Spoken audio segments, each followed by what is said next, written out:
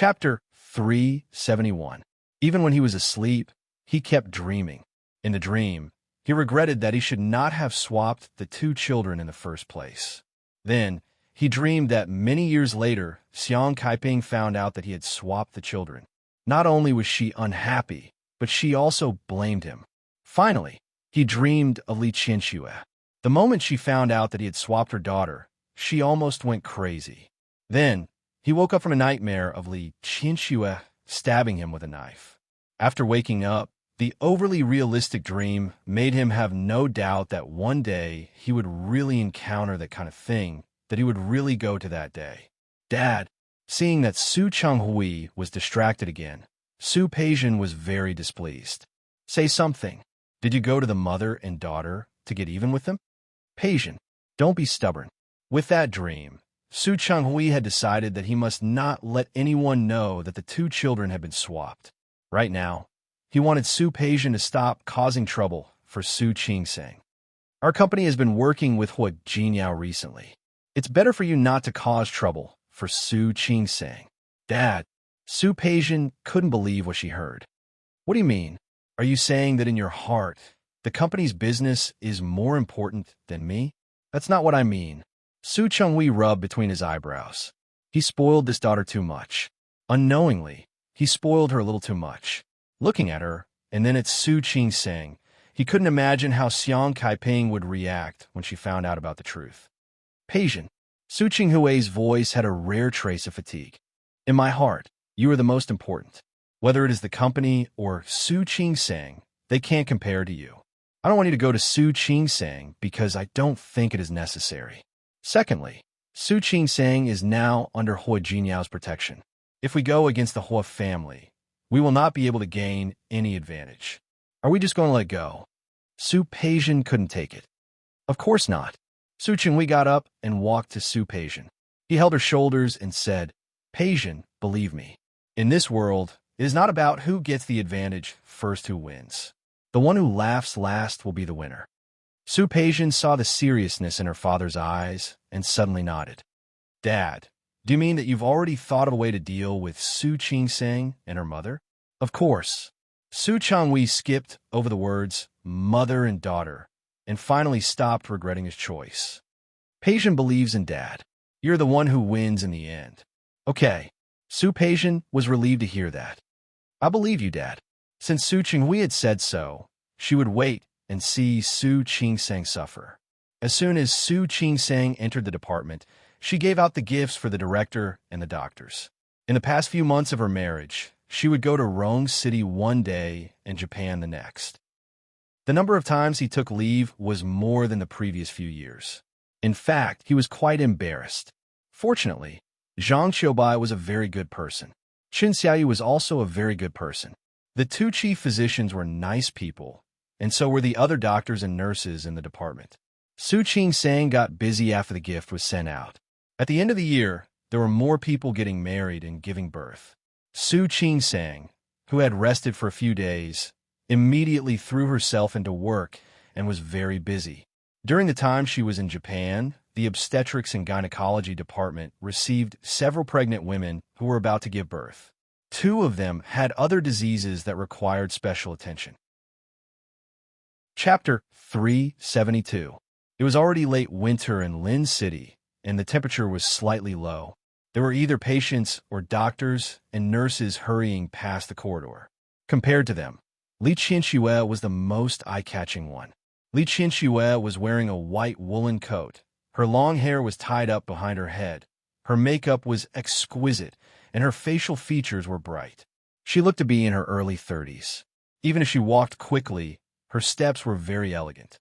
In the past, Li Qianxue was the model lady of the entire upper class of Lin City. Because no matter when he saw her, no matter where he saw her, she always had an elegant look on her face. However, at this time, her expression was not very good. No, it should be said that she did not want to be good. While Su Qingsang was thinking about whether she could avoid it, Li Qianxue had already seen her. Not only did she see her, but she also walked straight toward her. Su Qingsang sighed in her heart. If it was a blessing, it would not be a curse. If it was a curse, she could not avoid it. Li Qinxue was self-conscious, and it was unlikely that she would cause trouble here. Su Qingsang thought for a moment and took a few steps forward to greet her. "Auntie, are you here for me?" Li Qinxue stood still and glanced at Su Qingsang. She was wearing a white coat and had a face that looked very similar to Su Qinghui's when he was young. She felt uncomfortable when she saw this face. It was quite uncomfortable. Her daughter did not look like Su Qinghui, nor did she look like herself. However, Xiang Saiping's daughter looked very much like Su Qinghui. Li Qinxue's hand that was holding the bag slightly tightened, and her expression was a little ugly.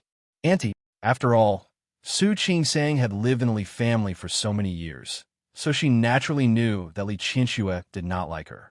Come in and talk." Her office was just above, and she didn't have her own office. She was with other doctors. However, they should not be in the office at this time. Bringing Li Qinxue back to her office, Su Qingsang looked at the environment in front of her. "Sit down." Su Qingsang watched Li Qinxue enter the door, but let the assistant guard the door. She sighed in her heart. "Auntie, do you want some water?" After asking, she felt a little silly. Li Qinxue did not come to drink water today. "No, I'm not here to drink water." Li Qinxue's face was cold, and her tone was also cold. Su Qingsang was a little embarrassed. She seemed to have just remembered that Li Qinxue never drank pure water from outside. "What can I do for you, Auntie?" Su Qingsang didn't dare to joke with Li Qinxue. That was courting death. Li Qinxue pursed her lips even tighter when she saw Su Qingsang's uncomfortable expression. To be honest, she really didn't like Su Qingsang. However, no matter how much she disliked her, she would not go so far as to make things difficult for her. After all, she did not want to involve the next generation in the matters of the previous generation. However, the older Su Qingsang got, the more she looked like Su Qinghui, which made her hate her even more. Thinking of this, Li Qinxue's expression became more and more unpleasant. "I heard that you went to Japan some time ago." The corners of Su Qingsang's mouth twitched. "Yes." Su Qingsang nodded slightly, her voice strangely lacking in confidence. "You went with your mother?" Li Qinxue took a step forward. "Yes." Su Qingsang wasn't afraid of Li Qinxue, but maybe it was because the past few years had left a deep impression on her that she was a little afraid of her. "You met Peijian in Japan?" Li Qinxue took another step forward. "Yes." Su Peijian must have told Li Qinxue about being beaten. Chapter 373. Su Qingsang actually felt a little emotional. Su Qinghui and Li Qinxue stood up for Su Peijian when she was beaten up. Su Qingsang had never experienced the feeling of being loved by her parents before. Now that she had experienced it, she felt that Su Peijian was really lucky. "Your mother hit Peijian?" Li Qinxue continued to take a step forward. She was already standing in front of Su Qingsang. The distance between the two of them was less than 20 centimeters. Su Qingsang felt a little uncomfortable and took a step back. "Your mother hit Peijian?" When Li Qinxue said this, her gaze was already quite sharp. "Auntie, you can't blame my mother for this. The situation at that time, I'm asking you, am I right?" Li Qinxue wasn't here to listen to an explanation today. She just wanted an answer. "Did your mother make a move?" Su Qingsang couldn't refute that. She nodded and said yes. Li Qinxue's face darkened. She raised her hand and slapped Su Qingsang's face. Su Qingsang didn't expect Li Qinxue, who had always been arrogant, to hit her. She didn't want to be hit. Just as her hand was about to fall, he stretched out his hand to block it without thinking. Li Qinxue didn't expect Su Qingsang to dare to block it. The anger on her face grew. "Su Qingsang, Auntie." Su Qingsang was a little scared. Like Hui Jinyao, Li Qinxue had been in a high position for a long time, so she had an imposing manner. Moreover, she was already a little afraid of her. He wasn't confident that he would be able to stop her hand from hitting him. "Auntie, as the saying goes, a mother's debts must be paid by her daughter. I can't stop you from hitting me today to avenge Su Peijian. But if you hit me today and I go to work with a palm print, I'm afraid it won't be good." "What does it have to do with me?" Li Qinxue tried to pull her hand out, but Su Qingsang held her back tightly. Li Qinxue lived like a princess. When she went out, she didn't have to carry heavy things.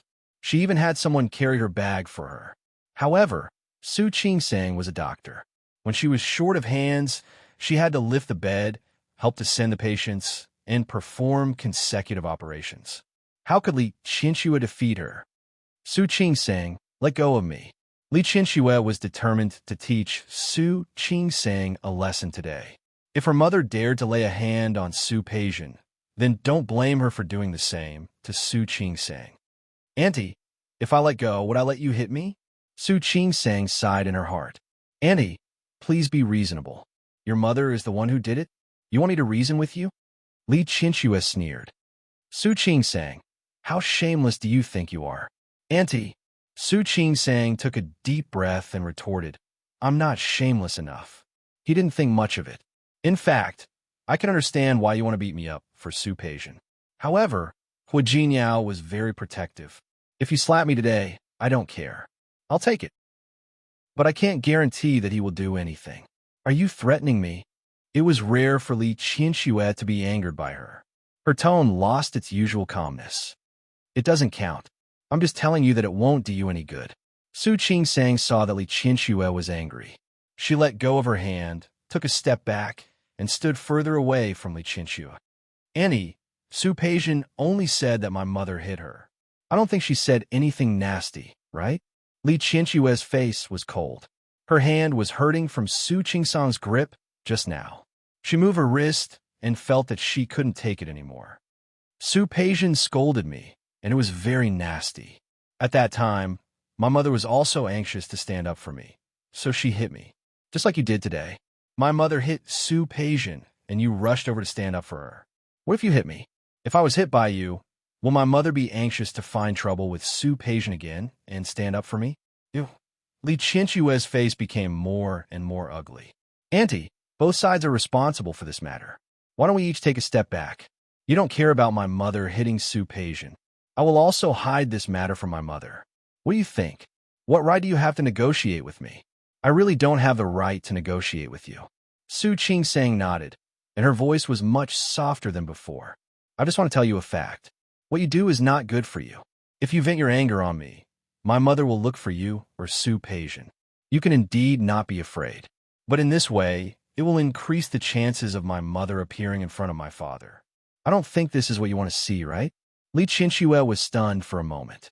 She thought of Xiang Caiping's delicate face when she was young, but it always made Su Chenghui feel pity for her. The anger in her heart turned into hatred. Of course, she didn't want to see Su Chenghui looking for Xiang Caiping again and again. She had been unable to compete with that woman for so many years. Even when Su Chenghui was in front of her, his heart was still thinking about that woman.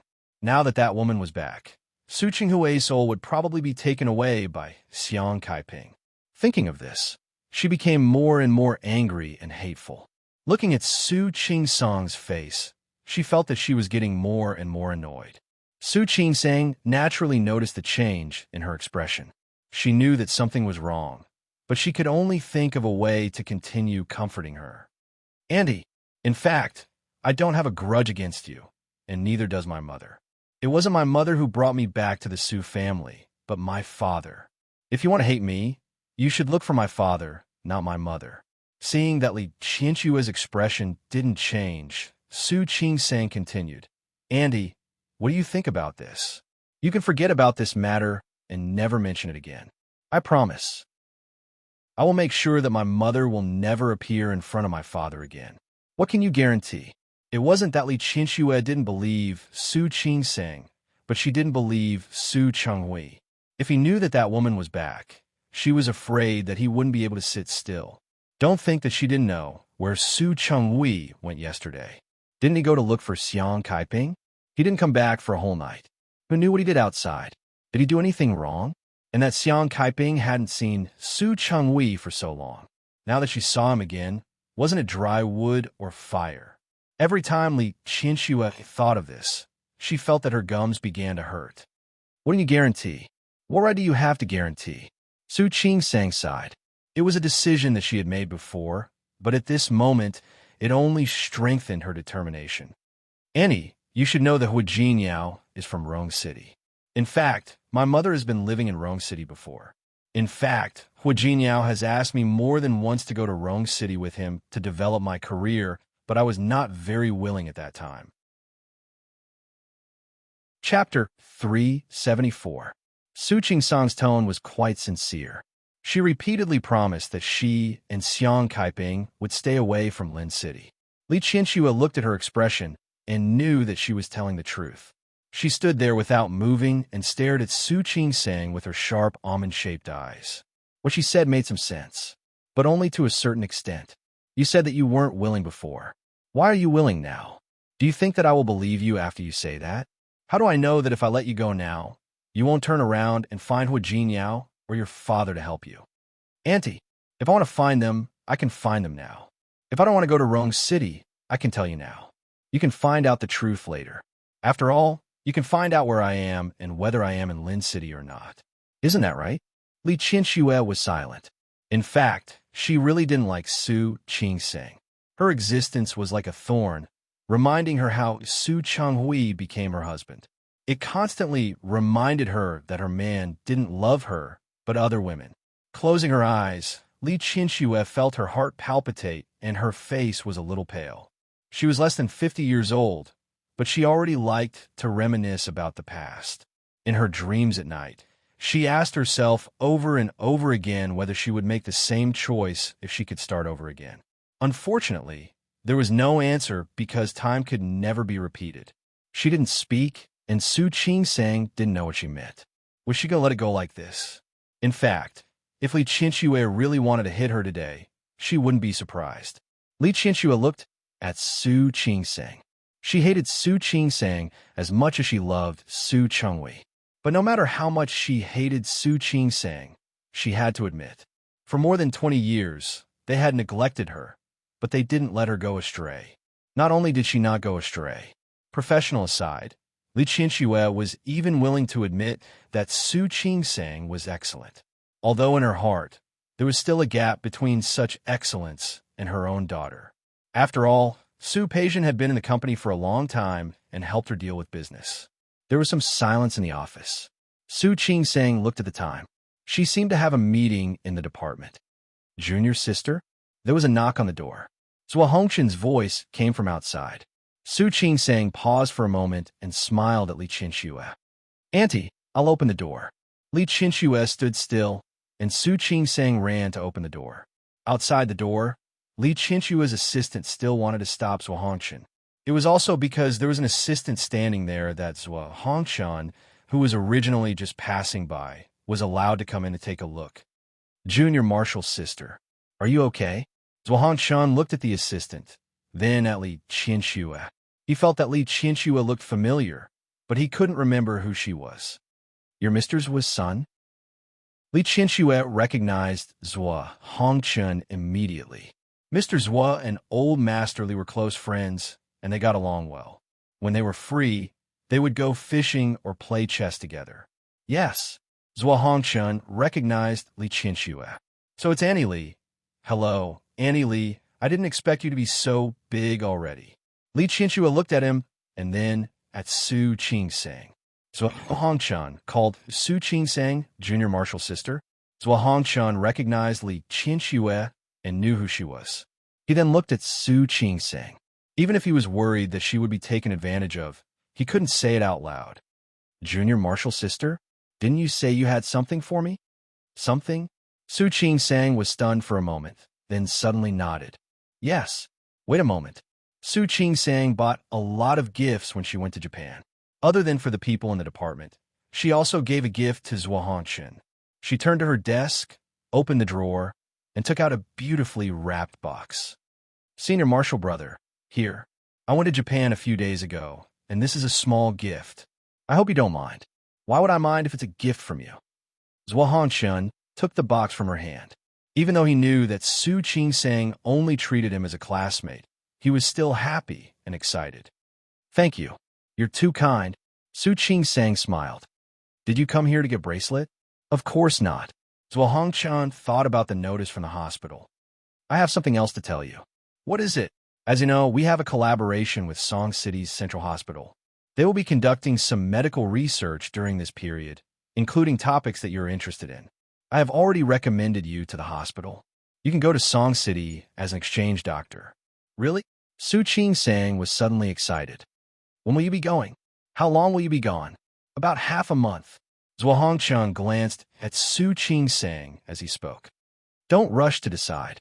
After all, you have to know that it will be almost a new year when you come back. Su Qing-sang was stunned. She suddenly remembered that she was married. She should have told Wu Jinyao first before going to Song City. Okay, I got it.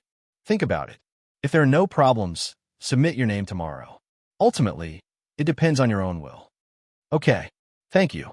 Senior Marshal Brother, you don't have to be so polite with me. Zhuo Hongcheng raised the box in his hand as he spoke. Speaking of which, I should thank you. After he finished speaking, he looked at Li Qianxue, who was still standing at the side. Auntie Li still has something to tell you, right? Then I'll leave first. M.H.M. Su Qing-sang nodded, but she was secretly relieved. She had observed Li Qianxue for the past few years and found that she cared about her reputation. She probably wouldn't act like she had just now. Zhuo Hongcheng left, and the assistant closed the door again. Now it was just the two of them again.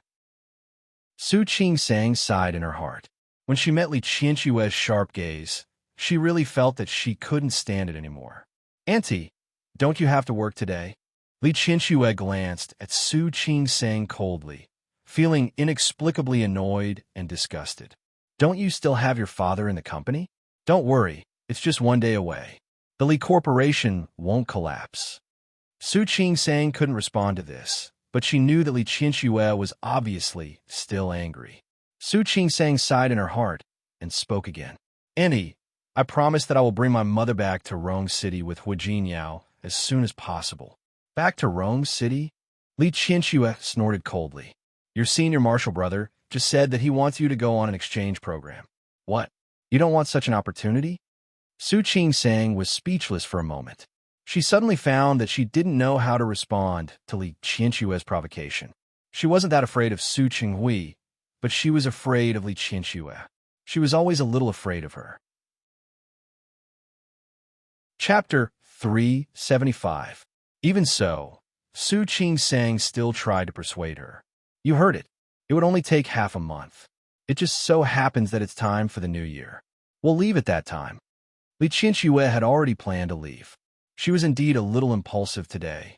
In fact, she shouldn't have come here to find Su Qing-sang at all. She shouldn't have come here to do such a disgraceful thing. But now, looking at Su Qing-sang's expression, she felt inexplicably annoyed.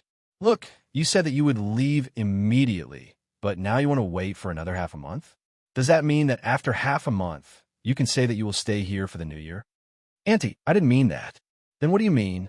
Half a month is enough for your father and that, your mother to rekindle their old love, right? When Li Qianxue said the words rekindled old love, her voice was almost squeezed out from between her teeth. Su Qing-sang trembled at the way she gritted her teeth. Without thinking, she said, Auntie, you think too much. It's impossible for my mom and dad to be together now. Li Qianxue didn't say anything. She didn't believe Su Qing-sang at all. Su Qing-sang sighed in her heart. She found that she had sighed more often today than she had in the past year. Auntie, I know you don't believe me, and it's hard for you to believe me. I also know that you don't like my mom. It's hard to believe that my mom came back with no ulterior motives. But I still have to tell you that it's really impossible for my dad and mom to be together. You're not your mother. How can you make a promise for your mother? Li Qianxue couldn't help but want to refute her. It's true that I'm not my mother, but I can vouch for her. Because my mother is not only my father's past, she is also a mother. Su Qing-sang had been watching from the sidelines for the past few days and had seen through Xiang Caiping's thoughts. No matter how much my mother loves my father, she will never be with him again. Because she recognizes me now, she is still my mother. All these years, she had been alone in Rome City, and she had always thought that I was living a good life. Until she acknowledged me. Until she found out that I was an illegitimate daughter. Until she found out that my father had ignored me for so many years. Annie, I'm not blaming anyone or blaming anyone. In fact, it's my mom who loves me. She doesn't want to be with my dad anymore. She blames my father. She hates him more than enough. How could she be willing to go back with my dad? She can't even forgive my dad. You didn't even want to talk to him. Andy, actually, I don't need to lie to you about these things. I want to tell you that some things really aren't what you think they are. Anyway, believe it or not, it's impossible for my mom and dad to be together. Li Chinchua listened to her without saying a word.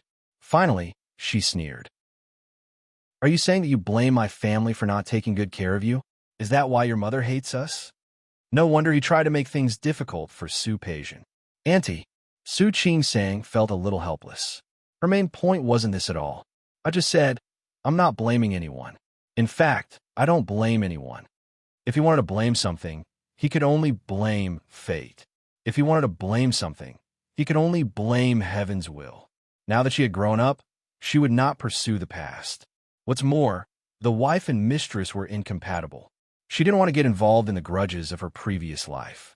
It's good that there are no monsters. I don't think you have the right to blame me. There were many families with illegitimate daughters in Lin City, but which family would bring an illegitimate daughter into their own family to raise? How many people had secretly laughed at her because of this? How many grievances had she suffered because of Su Chenghui? Because of Xiang Kaiping, she had been ignored by Su Chenghui her whole life. Under such circumstances, she would be magnanimous if she didn't make things difficult for Su Qing-sang. Not to mention that he had to get along well with her and treat her well. That was impossible. Hearing the arrogance in her voice, Su Qing-sang nodded and said, Yes. Yes, Auntie. I said it. I don't blame you. But please believe me. My mother neglected me in the past and didn't take good care of me. In the future, she will definitely take good care of me. So wherever I go, she will definitely go with me. As for me, Hua Jinyao is from Rome City. You don't have to worry about me not leaving. She spoke sincerely, and every word she said was reasonable. Li Chinchua looked at Su Qing-sang for a long time. She didn't want to stay any longer, but she still said coldly, I'm not worried. I just hope that you will do what you say. In fact, she didn't want Su Qing-sang to stay in Lin City and wander around under her nose. Now that she was willing to leave, she couldn't ask for more. Su Qing-sang felt a little helpless because of her tone. Why didn't she see it before? Li Chinchua's coldness was so superficial. Then, Annie, I have to go to a meeting. You see, Li Chinchua glared at her. Was she chasing her away? If it weren't for the sake of her daughter, did she think she would be willing to come to this place that smelled of disinfectant? Li Chinchua's expression was a little unfriendly. She turned around and walked out. Su Qing-sang realized that her last sentence was not very appropriate, but she had already said it. When she went back to the desk to pick up the folder and notes, she suddenly saw the box on it. After thinking for a moment, she picked it up and handed it to Li Chinchua the moment she opened the door. Annie, this is a small souvenir I bought in Japan. It's for you. Li Chinchua almost laughed at Su Qing-sang's action. She glanced at the box with a bow on it. You bought too much, didn't you? You can't give it out? For me? You want me to not pursue the matter of your mother? Su Qing-sang forced herself to calm down and said extremely calmly, How could that be? It was originally for you. Really, I was planning to send it to the old mansion after work. Li Chinchua looked at her draft, which didn't even lie. She sneered and didn't take the box. She glanced at the assistant. The assistant took the box with great sensitivity. Because of this small episode, Li Chinchua, who was about to leave, stopped for a moment. Su Qing-sang, don't be petty in front of me. You will know that it was a mistake. How could I? Su Qing-sang blinked and looked extremely sincere. I really gave it to you with sincerity. Even if it wasn't, it could only be after what she did just now. Li Chinchua didn't pay any more attention to her. She stepped on her high heels and left with a cold face. After she left, Su Qing-sang stuck out her tongue. It was really tiring to deal with someone like Li Chinchua. However, she really had to think about it carefully. There was still nearly a month before the new year. She would go to Song City for an exchange for half a month. When she came back, she would pack up and settle things. Then, she would go to Rome City. Chapter 376. On the other end, Li Qianxue arrived at the company late. The regular meeting had already ended. She, the vice president, wasn't there. Su Qingwei had handled these matters very well. Su Peijian called and said that she would have lunch with her at noon. Li Qianxue hung up and asked the assistant to book a table. It was Su Peijian's favorite restaurant. When the assistant entered the door, he brought the box in. After finishing what Li Qianxue had asked, he put the box on the desk. Presently, this throw it away, Li Qianxue said without looking up as if she had just seen it. Her voice was too cold and her tone was too firm. The assistant looked at the box and felt a little pity. However, he still picked it up. Then, I'll throw it away. Throw it away. Remember to throw it far away. The assistant nodded and left with the box. Li Qianxue looked at Su Peijian sitting in front of her. The wounds on her face were barely visible after being treated yesterday. Su Peijian majored in business administration. She was also involved in the recent cooperation with Tianyu Group. Mom, weren't you at the meeting this morning? Where did you go? You didn't even answer my calls. Su Peijian asked casually, but Li Qianxue's reaction stunned her. Mom, what's wrong? Nothing. Don't you have your dad? Don't mention it. Su Peijian was actually a little dissatisfied with Su Chengwei, but only a little. There was nothing that she couldn't say to her mother. I asked my dad to vent his anger on that woman, but he refused. I'm actually very angry. Li Qianxue looked at Su Peijian and frowned because of her words. Oh, your father actually refused to do it? Yes. Not only did he refuse, but he also told me that there was no need to settle the score with him now. He also said that we are now working with the Hua family. It would be bad if we offend Hua Jinyao. So what if it's Hua Jinyao? Thinking of this, Su Peijian felt a little annoyed. He's just from Rong City. He's famous. Why should we be afraid of him? Your dad has a point. Li Qianxue didn't continue to cause trouble for Su Qingsang today. Wasn't it because of Hua Jinyao? Mom, why do you say that too? Su Peijian was getting more and more annoyed. He glared at Li Qianxue, his face full of resentment. Peijian. Li Qianxue looked at Su Peijian. For now, the bigger picture is more important. You should listen to your father first. Su Peijian looked unconvinced. However, thinking of what Su Qingwei had said, she relaxed a little. Forget it. Of course I listened to my dad. My father said that he has already thought of a way to deal with them. Really? Li Qianxue picked up the cup of tea in front of her and took a sip. Suddenly, she raised her head and looked at Su Peijian. Do you think your father has thought about how to deal with Su Qingsang and her mother? Yeah. Su Peijian didn't understand why Li Qianxue's expression had changed, but she still repeated what Su Chengwei had said that morning. My dad will definitely stand up for me. You should know that he has always loved me the most. Although Su Peijian still hadn't vented her anger, it had dissipated a lot. Moreover, Su Qinghui's promise made her even more proud. No matter what, she believed in Su Chengwei. If he said he would take revenge for her, he would. She just needed to wait for Su Chengwei and Xiang Kaiping to be punished. Li Qianxue nodded. However, when she saw Su Peijian's face, she suddenly thought of what Su Qingsang had said to her today. She said, no matter how much my mother loves my father, she will never be with him again, because she recognizes me now. She knows that my father has ignored me for so many years. My mother loves me so much that she can't even talk about being with my father anymore. She blames my father. She hates him so much. She can't even forgive my father. She doesn't even want to talk to him. Li Qianxue's hand that was holding the cup suddenly stopped. The thought that had flashed through his mind before came back to him again. The person Su Qinghui liked was Xiang Kaiping. She knew that very well. However, for so many years, he had been as cold to Su Qingsang as he could be. He ignored her as much as he could. On the contrary, he was quite good to Su Peijian, almost like he was holding her in the palm of his hand. Even the patriarchal attitude that some people in Lin City had was not seen in him at all. Not to mention the fact that Su Chengwei didn't treat Su Yusin as well as Su Peijian did. Su Peijian had been at home for more than 10 years when she went to school. But what about Su Yusin? As soon as he entered high school, he was sent to boarding school by Su Chengwei. He could only come back once a week. At that time, she seemed to have objected, but she couldn't resist the reason Su Chengwei gave her. She said that boys needed to exercise. But what about Su Chenghui and Su Qingsang? He was even colder than Su Yusen. For so many years, she had never seen Su Chenghui smile at Su Qingsang. Except for the routine greetings during Chinese New Year, Su Chenghui almost ignored Su Qingsang. If the person Su Chenghui loved was really Xiang Kaiping, then his reaction to Su Qingsang was a little too strange. At least a little too abnormal. That wasn't the attitude a man should have toward the woman he loved. Instead, it was like he was treating someone unrelated to him. Why did Su Chenghui treat Su Qingsang like this? You have to know that he has always loved me the most. Su Peijian's words just now appeared in her mind at the same time. Yes, the person Su Chenghui loved the most was Su Peijian, and the person he disliked the least was Su Qingsang. But thinking about it this way was completely unreasonable.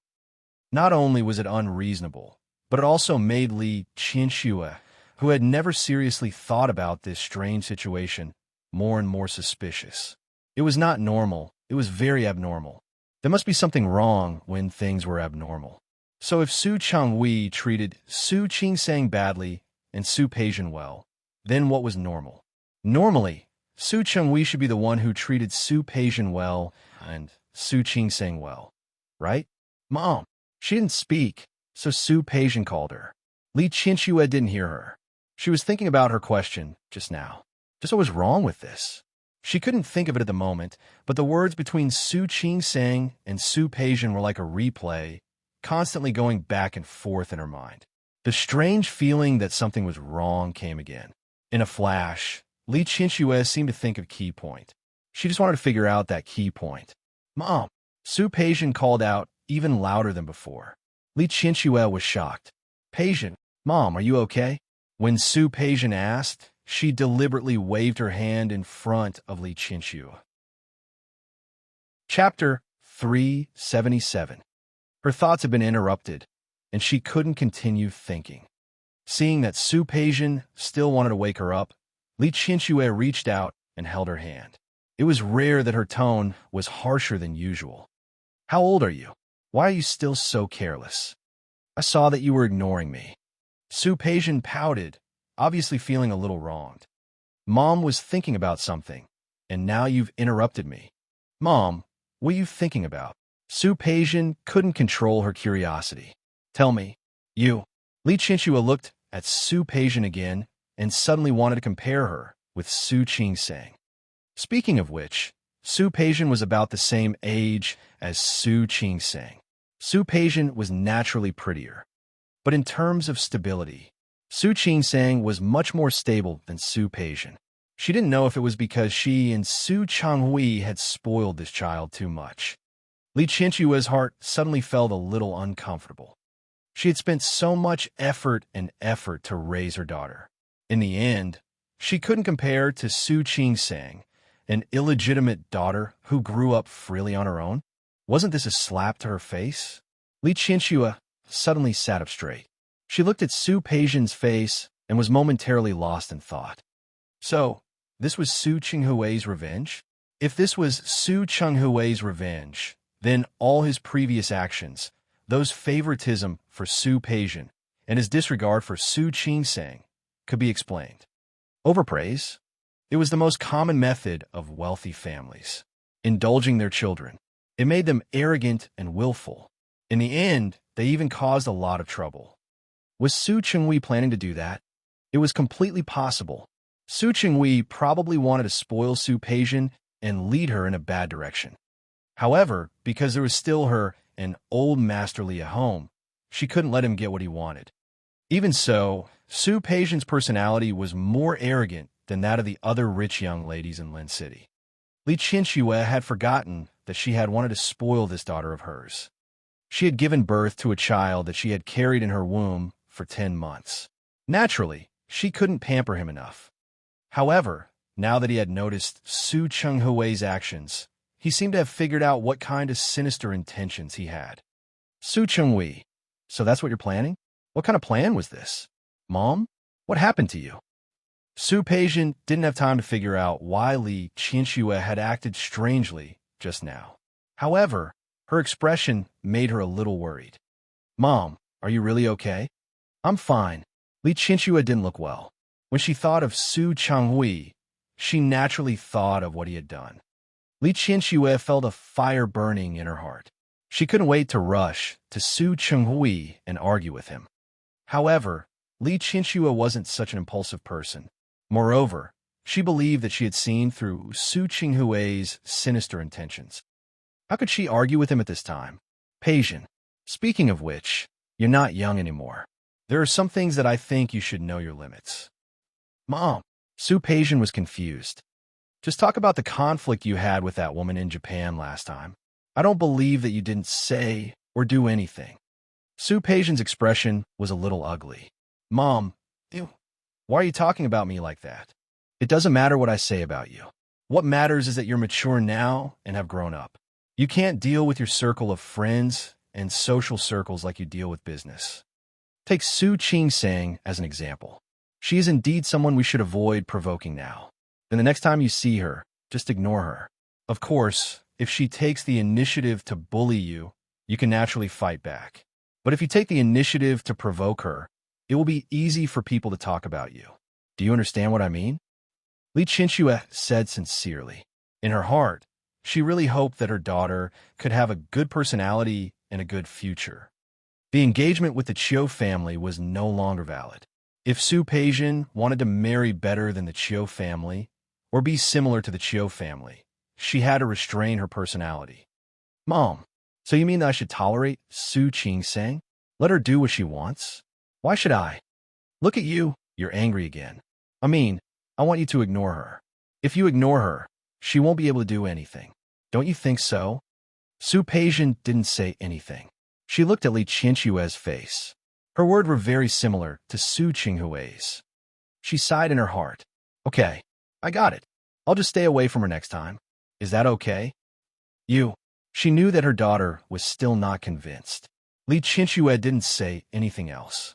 Anyway, Su Peijin would find out in the future. At this time, the waiter began to serve the dishes. Li Chinchua looked at her daughter and talked about the company again. The little bit of displeasure just now disappeared without a trace. The faint thought that she had almost been caught by her in a flash completely disappeared under her daughter's smiling face. However, everything today had become a temporarily hidden fire. She didn't know when it would burn up and illuminate all her doubts. After Su Qing-sang came out of the shower, her eyes fell on a box on the dressing table. There was a layer of blue wrapping paper on the outside of the box. This time, there was no tacky bow. It looked simple and clean. This was a gift she specially bought for Su Yusin. However, it wasn't the weekend yet. Su Yusin was still in school. She suddenly remembered that she had given the rest of her hand to Li Chinchua today. Li Chinchua would probably be so angry that she would want to throw it away. Thinking about it, it was a pity. However, when she thought about Li Chinchua's face at that time, she didn't feel that it was a pity. Instead, she felt happy. What are you thinking about? Smiling like a fox? Hua Jinyao was behind her and happened to see her giggle in the mirror. He reached out and easily pulled her small body into his arms. Nothing. Su Qing-sang shook her head and decided not to tell Hua Jinyao that Li Chinchua went to find trouble with her today. Is it really nothing? Hua Jinyao put his hand on her waist, and the threat was obvious. Are you going to tell me or not? Su Qing-sang raised her hands to surrender. She was really scared of Hua Jinyao. I was just thinking about when to send this to Su Yusin. This was not the truth, but Hua Jinyao didn't intend to expose it immediately. You can send it to him anytime. If it weren't for the fact that Su Yusin still had some sibling feelings for Su Qing-sang, he wouldn't have let her send this gift. Hua Jinyao suddenly sat up straight and turned Su Qing-sang's face to look at him. Honey, speaking of which, you went to Japan. You played with Mom for a few days. In such a short time, you brought gifts for the people in your department and Su Yusin. What about me? Where's my gift? Chapter 378. Su Qing-sang was stunned by Hua Jinyao's words. She rubbed the tip of her nose and curled her lips awkwardly at Hua Jinyao. You don't lack anything. I don't know what to give you either. Su Qing-sang. Hua Jinyao was angered by her words. What do you mean I don't lack anything? Can you not give me anything just because I don't lack anything? Do the people in your department lack something? Does Su Yusin lack something? He was her husband after all. They should be closer than others, right? But what happened? Everyone had a gift, but he didn't. Only he didn't. Seeing that Hu Jinyao was really angry, Su Qingsang lowered her voice. That's different. How is it different? Their relationship with me is not the relationship I have with you. Hu Jinyao's face darkened because of her words. He didn't intend to let it go. What relationship do we have? Could it be that in your heart, your relationship with Su Yusin is closer than the relationship between you and me? If she dared to say that, Hu Jinyao would definitely punish her today and let her know that their relationship was much closer and deeper than Su Yusin's. I didn't mean that. Hu Jinyao got up and went back to the bed, looking like he didn't want to talk to her. Su Qingsang bit her lip and saw that he was really angry. She got up and sat down on a bed. She reached out to touch Hu Jinyao's arm, but he ignored her. He turned his back to her. Are you really angry? Yes. Very angry? Very angry. He had his back to her, so Su Qingsang couldn't see the expression on his face. After thinking about it, she leaned over and kissed him on the cheek. That? Can you calm down now? No. Hu Jinyao said that, but his expression didn't change at all. Then what about this? Su Qingsang leaned over and kissed him on the lips again. Not yet. If Su Qingsang couldn't see that this person was doing it on purpose, then she would have spent all this time with him for nothing. Her red lips rose. She didn't kiss him again. Instead, she put her hand next to him and put one hand on his arm. I said that our relationship is different from theirs because I feel that our relationship is closer. Since it was a closer relationship, in that case, it would be the same with or without this gift. But they were different. My relationship with them can be strengthened by gifts. But I don't need it with you. If Hu Jinyao didn't turn around, he wouldn't know if he was appeased or not. I really didn't mean to ignore you, because I don't know what to give you. She didn't have much experience with men. The wallet, belt, and the like that were usually used by men. The ones Hu Jinyao used were custom-made. When she went to Japan to buy those for him, she was afraid that he wouldn't like them. I need it.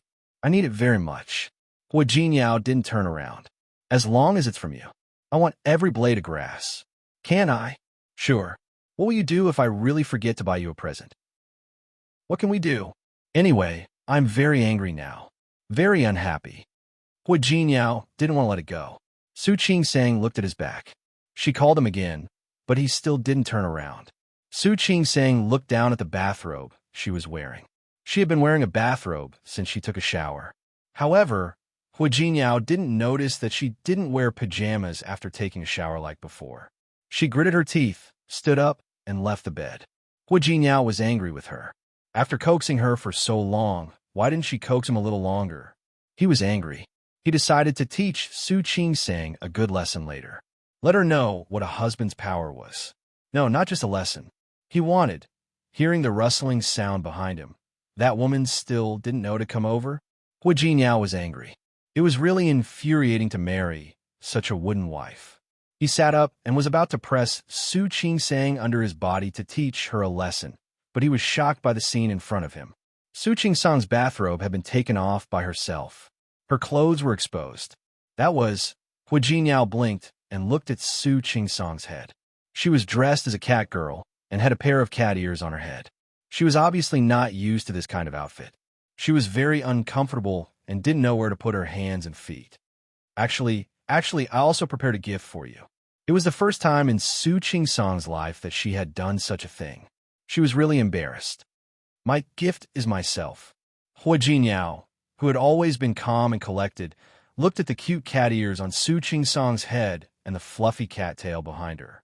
Coupled with the outfit she was wearing, he suddenly got off the bed and carried Su Qingsang. This is your gift. Su Qingsang's face was as red as an apple. Her eyes wandered around, but she didn't dare to look at Hu Jinyao. What did you buy it? He didn't believe that she would dare to buy it with Xiang Kaiping accompanying her. Su Qingsang's face became even redder.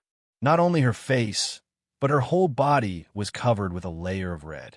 How could she tell him that she was shopping in Japan? Xiang Kaiping wanted to go to the bathroom, and Yu Mei took her there. She happened to see the lingerie shop next door, and the shop owner put the kitten outfit on the mannequin outside. Not only kittens, but there were also bunnies, nurses' uniforms, and so on in the shop. She thought of Hua Jinyao, and for some reason, she bought 2 sets of lingerie like that. Only this? Hua Jinyao put her on the bed and folded on top of her. Or do you have something else? Yes, there is something else. Su Qing-sang's face became even redder. In fact, she had wanted to wear it for him when she came back last night. However, Su Changwei suddenly appeared yesterday, and she forgot about it. What is it? Hua Jinyao's eyes were hot. He stared at the pair of golden kitten ears on Su Qing-sang's head and felt his heart itch. Rabbit ears. Su Qing-sang didn't dare to look at Hua Jinyao's face at all. She really felt like her whole body was burning. Hua Jinyao lowered his head and kissed her lips. Wear it for me tomorrow. Su Qing-sang nodded lightly.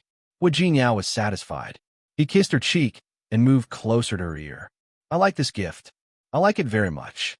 Su Qing-sang was so embarrassed that her body curled up. She wanted to avoid Hua Jinyao's lips, but failed. Then, Hua Jinyao used his actions to prove to her how much he liked this gift. After midnight, Su Qing-sang regretted it. She shouldn't have given this gift at all, because someone obviously liked it too much. He repeated in her ear over and over again how much he loved this gift. Over and over again, he told her how much he liked this gift. Chapter 379. Su Qing-sang almost couldn't get up the next day after being disturbed by Hua Jinyao for most of the night. She gritted her teeth and wanted to find the rabbit set and throw it away before washing up. However, she couldn't find it anymore. She blushed. She didn't need to think to know who took it. For a moment, she was angry, annoyed, regretful, and a little expectant. After washing up, she walked out of the room. Xiang Kaiping had already prepared breakfast. Qing-sang, don't you need to go to work today? I need to go to work. I'll go after breakfast. Su Qing-sang's waist was a little weak, and she looked a little embarrassed. In the past, she didn't feel it when she lived with Hua Jinyao alone. However, Xiang Kaiping was at home now, and Hua Jinyao still didn't know how to control himself. It made her really uncomfortable. As expected, during breakfast, Xiang Kaiping looked at Su Qing-sang and wanted to say something. Mom, what's wrong? Su Qing-sang thought that something was wrong. She wasn't there yesterday.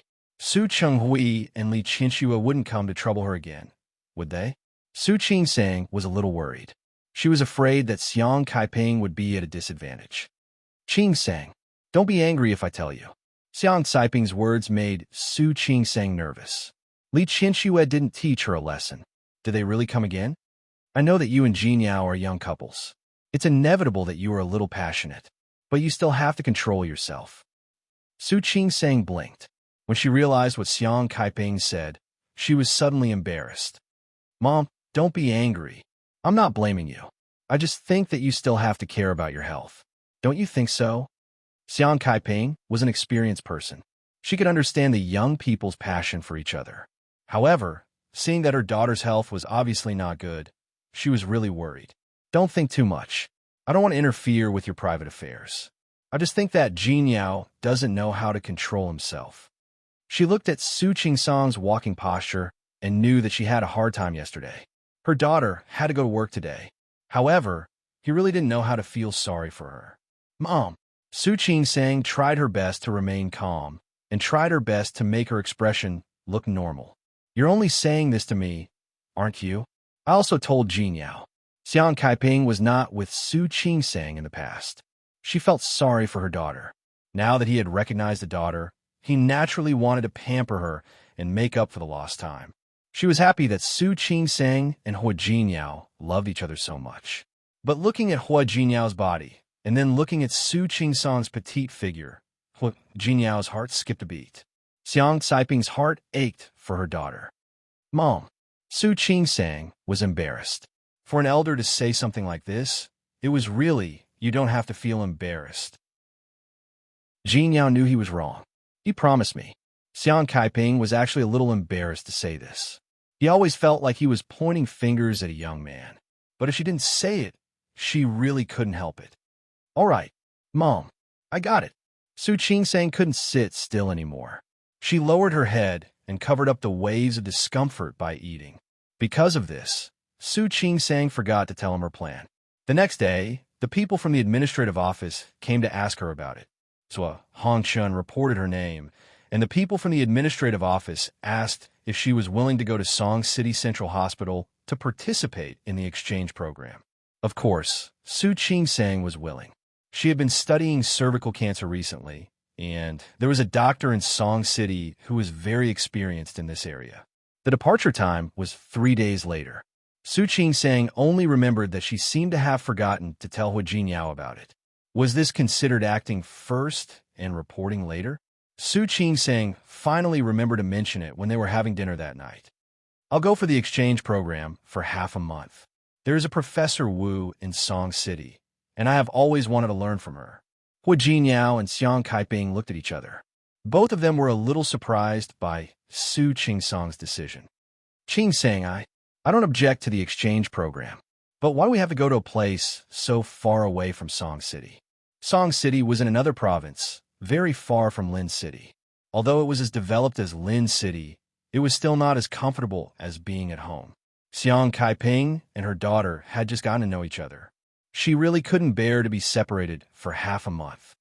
We have a collaboration with Song City Central Hospital, Su Qing-sang explained very patiently. This time, this opportunity is also very rare. Since the hospital has given me this opportunity, of course, I have to cherish it. Hu Jinyao didn't say anything. He knew how focused Su Qing-sang was. She could ignore him for a week for the sake of a thesis or a research project. It was understandable that she wanted to go to Song City. But it will be the new year by the time you come back. Xiang Kaiping was still a little worried. If this time is delayed for a few days, won't you be able to come back in time for the new year?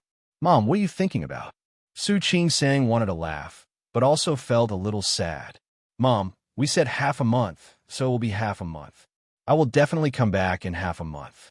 Besides, I still want to come back to spend the new year with you guys. Really? Of course. After saying this, Su Qing-sang thought of her promise to Li Qianxue. She turned to look at Hu Jinyao. Shall we go to Rong City for the new year this year? Rong City? Hu Jinyao didn't say anything. Xiang Kaiping was stunned. Why are we going to Rong City? Mom, Jinyao is from Rong City. It is normal for us to go to Rong City for the new year. Besides, Mom, haven't you always been in Rong City? I also want to see where you used to live. Xiang Kaiping was a smart person. She immediately thought of the key point. Wanting to go to Rong City was not the real reason. She wanted to avoid Su Chenghui and his family, right? Hu Jinyao didn't say anything. When he heard Su Qing-sang say this, he looked up at her and said, You will go to Rong City after the new year and not come back. You can say that. Su Qing-sang nodded. Since she had promised Li Qianxue, of course she would do it. She was actually not afraid of a direct confrontation with Li Qianxue, and she didn't believe that Li Qianxue would really dare to do anything to her. After all, she still had Su Chenghui and Hu Jinyao. Moreover, Li Qianxue was an extremely prideful person. It wasn't her style to let go of her pride to deal with a little illegitimate daughter like her. After all these years, she and Li Qianxue could live in harmony. She knew that as long as she didn't step on Li Qianxue's bottom line, Li Qianxue wouldn't do anything to her. Since Su Qing-sang had already made up her mind, the matter was settled. Su Qing-sang would go to Song City for an exchange program. When she came back, the family would pack up and go to Rong City together. Xiang Kaiping didn't care. Wherever her daughter went, she would go. Chapter 380. Will you come back later? Xiang Kaiping looked at Su Qing-sang. Although she had only lived in this place for less than 2 months, she already felt a little reluctant to leave. Wasn't it nice to be here? Only his daughter and son-in-law, no other outsiders. If he went to Rong City, Hu Jinyao's family must be very rich. By then, would Su Qing-sang really be able to handle those interpersonal relationships and things? How could living with her mother-in-law be as comfortable as living with her husband and wife outside? Mom, of course I have to come back. Su Qing-sang had some things to pack. He also handed over his work in the hospital. More importantly, if she were to work in a hospital in Rong City, she would need a recommendation letter from the hospital here. She could rely on Hu Jinyao, but she preferred to rely on herself. She believed she had the ability. After dinner, she chatted with Xiang Kaiping for a while. That included where they would stay after they arrived at Rome City. Su Qingsang had already thought of how to settle them down. She was also afraid that Xiang Kaiping would feel uncomfortable. He told her that he would definitely live with her in the future. Only then did Xiang Kaiping feel somewhat relieved. As long as she wasn't living with her mother-in-law, everything was fine. It wasn't that she looked down on her daughter. Indeed, in terms of status, she was much lower than Hu Jinyao. She was also afraid that her daughter would be at a disadvantage. Su Qingsang was touched by Xiang Caiping's concern for her. After comforting her for a long time, she finally felt more at ease. Besides, there was still Hu Jinyao. Hu Jinyao also promised that he would not let Su Qingsang suffer. With his assurance, Xiang Kaiping could only put her mind at ease. The three of them chatted and laughed for a while before Xiang Kaiping dispelled all her worries. As soon as he returned to his room, Hu Jinyao's expression changed. He looked at Su Qingsang, his eyes full of wisdom. "What's wrong with you?" Su Qingsang felt uncomfortable under his gaze. "Why are you looking at me like that?" Hu Jinyao narrowed his eyes and looked at Su Qingsang from head to toe. "Go ahead." "What?" Su Qingsang blinked. She didn't believe that Hu Jinyao could guess it. "Did the Su family cause you trouble?" Hu Jinyao hit the nail on the head. Su Qingsang almost couldn't hold back her laughter. "Nonsense, there's no such thing." "No?" Hu Jinyao raised his eyebrows. "You weren't this enthusiastic when I asked you to go to Rome City before. I'm just happy that it's almost the new year and I've recognized a mother." "Who?" Hu Jinyao thought of the Su family members. "Your father? Li Qianxue? Or Su Peijian? You're thinking too much." "I really didn't." Su Qingsang almost raised 3 fingers to swear. "I really didn't. Su Peijian suffered in Japan, so I don't think she'll bother you again. Su Chenghui had been here last time. Besides, he wouldn't go to the extent of finding trouble with you." "That is Li Qianxue." Wu Jinyao took a step forward. His deep gaze was sharp and direct. "Li Qianxue looked for you?" Su Qingsang felt a little helpless. It was really not a good thing to have a husband who was too smart. Why did she come to me?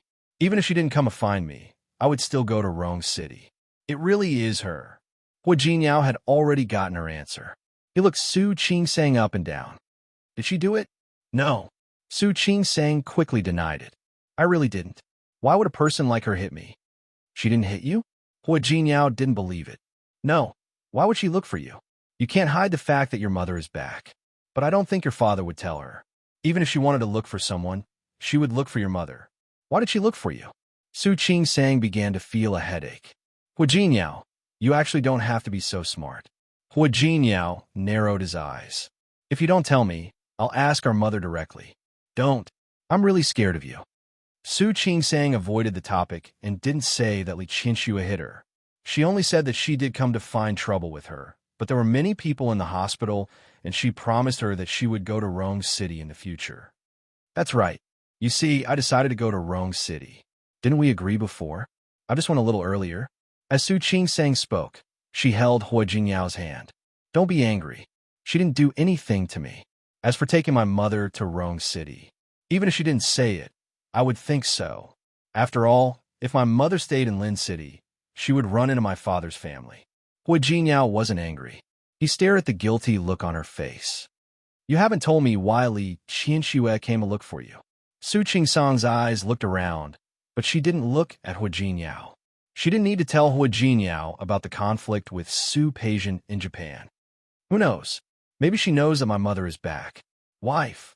Hu Jinyao squeezed her palm a little hard. "Do you know that you are really a bad liar?" "Really?" Su Qingsang blinked. "So I didn't lie." Hu Jinyao looked at her and let go. "Okay, I suddenly think it's better for me to ask our mother. I'll also tell your mother about Li Qianxue coming to look for you. I don't think your mother knows, does she?" Su Qingsang was defeated by him. She quickly grabbed his hand and said, "Actually, it's really not a big deal." She hesitantly mentioned the conflict in Japan. "Actually, I wasn't injured and I didn't suffer any losses. It's just that my mother was too impatient." She slapped Su Peijian in the face. Hu Jinyao's face was a little gloomy. He stared at Su Qingsang's eyes for a long time without saying a word. Su Qingsang begged for mercy. Don't be like this. It's really nothing. She even got slapped in the face. Hua Jinyao still didn't speak. Su Qingsang felt more and more helpless. Look at her. Who dares to hit her since she was a child? My mother has already stood up for me. I didn't suffer any losses from Andy. So let's just let it go, okay? Hua Jinyao looked at her face and understood what she meant. It was better to avoid trouble. However, she was willing to let it go, but he was not. Holding her hand, Hua Jinyao's voice was very soft. Wife, I hope you understand one thing. You're my wife. She's my wife. If others bully you, it's the same as bullying me. Next time you encounter something like this, don't care who they are. Just hit them back. Hua Jinyao, how could she be so violent? Even if you're at a disadvantage. If you can't beat them, it's okay. Come back and tell me. Su Qingsang looked at his serious eyes and the domineering tone in his words. She wanted to laugh, but also wanted to cry. Are you trying to instigate me to fight outside? No. Hua Jinyao put his arm around her waist. I want to tell you, when you encounter those who don't have eyes, don't be polite and don't be afraid. Don't let others bully you. Chapter 381. I know. Su Qingsang blushed a little and leaned against Hua Jinyao's chest. Don't worry. I'm not the kind of person who will let myself suffer. Otherwise, she wouldn't have fought back when Li Qianxue came to her door. Really, Hua Jinyao didn't believe it. With her personality, she must have suffered a lot in the Su family in the past. Let bygones be bygones. Hua Jinyao would never let her suffer again in the future. Su Qingsang's face was pressed against his chest, and she smelled his clean, masculine scent. Suddenly, she burst into laughter. What are you laughing at? Nothing. Su Qingsang thought of Li Qianxue's angry look yesterday. Actually, I fought back yesterday. She just didn't fight back clearly. Meeting Hua Jinyao's probing gaze, she told him about the gift she casually gave yesterday. She smiled a little proudly, like a little fox who had done something bad. She probably hasn't received such a casual gift in her life. Hua Jinyao imagined Li Qianxue's expression at that time and looked at Su Qingsang, who was laughing openly. He reached out and pinched her cheek. You also think it's funny, right? Su Qingsang stuck out her tongue. Can you not be angry now? He wasn't angry. He was just not happy that she was hiding something from him. Hua Jinyao's voice was very soft as he held her up. Still angry, very angry. If you want to, I won't be angry. Why don't you do something that won't make me angry? The pride on Su Qingsang's face suddenly disappeared. There's no need. What do you think? Hua Jinyao didn't intend to let her go just like that. The kitten has worn it. The bunny hasn't worn it yet. Try it today. Don't. Su Qingsang suddenly chickened out. My waist is still weak. Hua Jinyao glared at her and looked a little disgusted. You're so useless. It's not that I'm useless. The moment Su Qingsang's body hit the bed, her tone quickened. It's that you're too useful. Hua Jinyao supported his body with one hand and looked at Su Qingsang's pleading face. He thought of this morning. Xiang Kaiping asked him to control himself and said that Su Qingsang's body was weak and couldn't take it. Are you really tired? I'm really tired. Su Qingsang bit her lip and put on a look of negotiation. How about tomorrow? Hua Jinyao looked at her and didn't continue. Turning over, he laid down beside her. Su Qingsang was relieved. She couldn't help but look at him again and found that he was also looking at her. His eyes were deep and spirited, like the stars in the night sky. Su Qingsang had to admit that no matter how many times she saw him, she would always be captivated by his handsomeness. She propped her hand up, leaned over, and kissed his eyes. Hua Jinyao lowered his voice. Don't seduce me. Otherwise, I won't be able to keep my promise. Su Qingsang stopped talking, made a zipping gesture, and quickly slipped down from the other side of the bed. I'm going to shower. Looking at the closed door of the bathroom, Hua Jinyao still had a fire burning in his body, but it had subsided a lot. He thought about what Su Qingsang had said. It was good to go to Rome City. Since there was still more than half a month's time, he could take advantage of this opportunity to arrange things here. He believed that if they were going back to Rome City, Grandpa would be very happy, right? Su Qing-sang decided to go to Song City for the exchange program. There were also a lot of things to pack.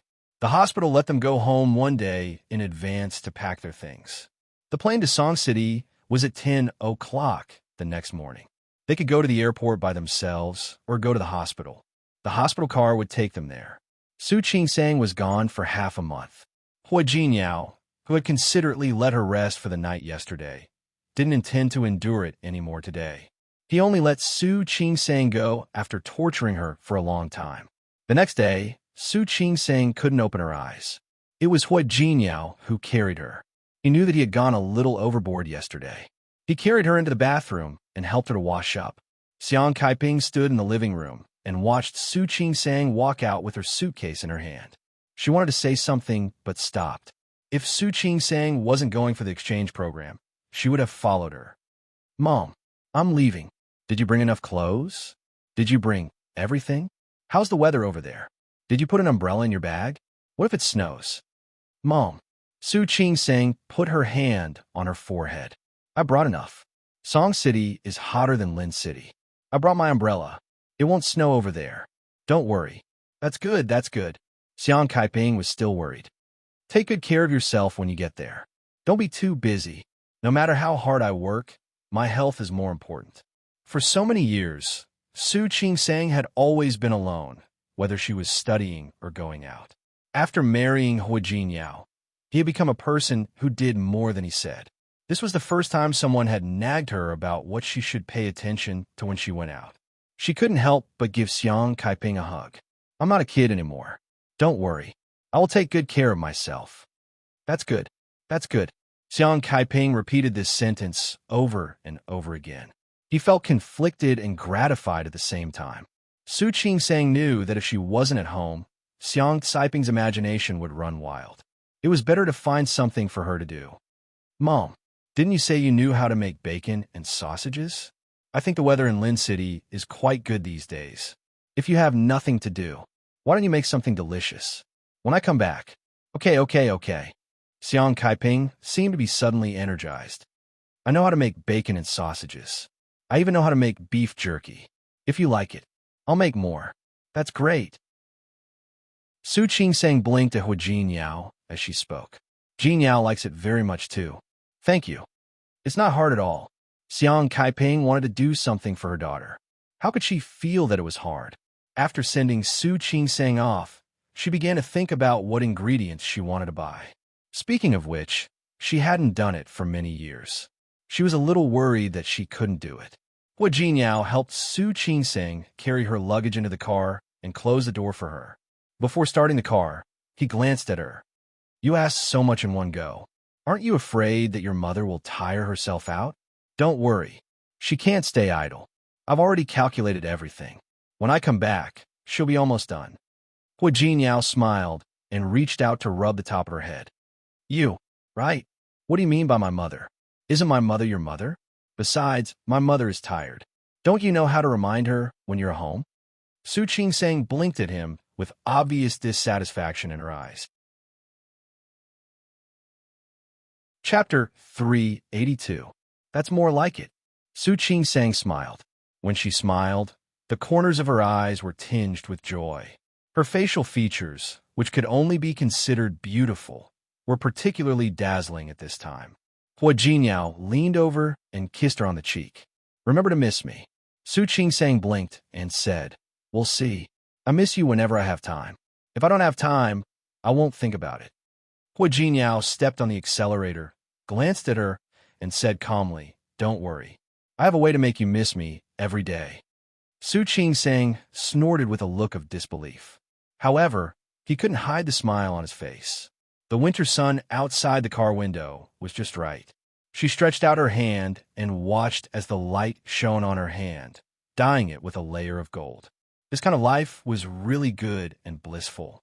She had a man she liked as her husband and a mother who loved her dearly. If she could, she really wanted to be happy like this forever.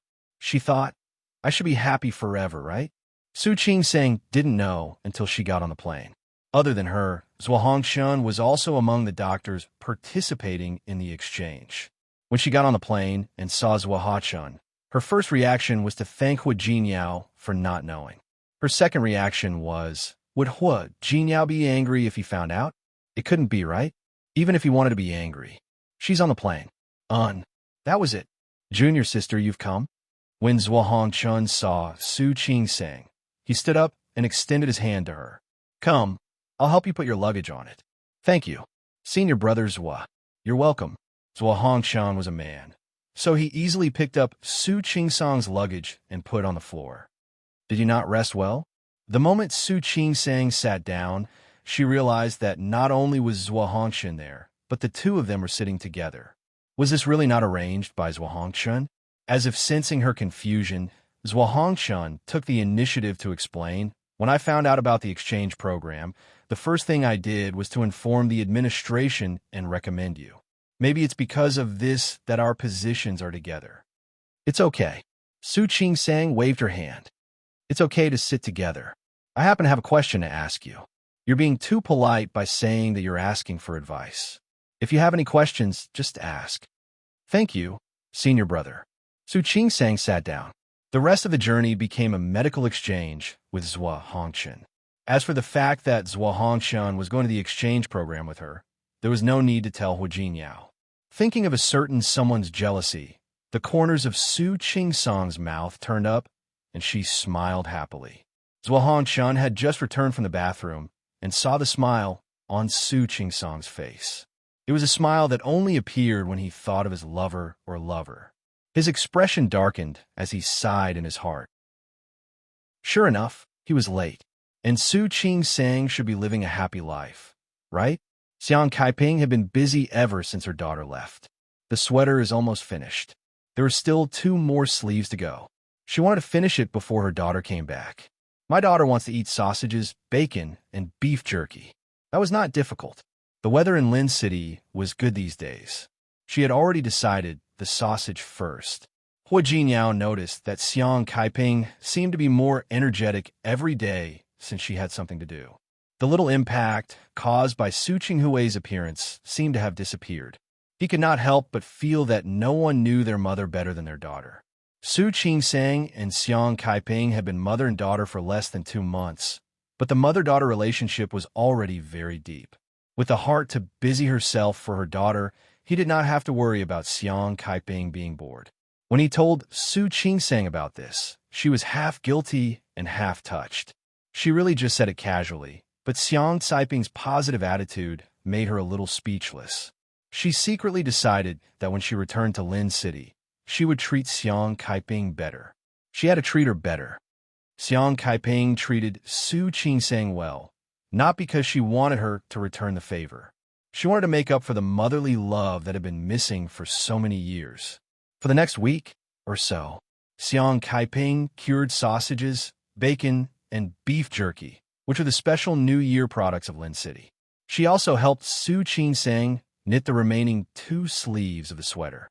The white sweater looked very clean and refreshing. Xiang Kaiping also knitted a few mulberry leaves on the front of the sweater, and the crisscross lines looked very delicate. Xiang Kaiping finished knitting, but felt that something was missing. The sweater was not high-collared, and she was afraid that it would be cold when she went to Rome City. After thinking about it, Xiang Kaiping decided to buy some wool tomorrow and knit a scarf for Su Qingsang. Not only could she knit it for Su Qingsang, she could also give one to Hua Jinyao. During this period of time, Hua Jinyao had also been taking good care of her. Xiang Kaiping was not an ungrateful person.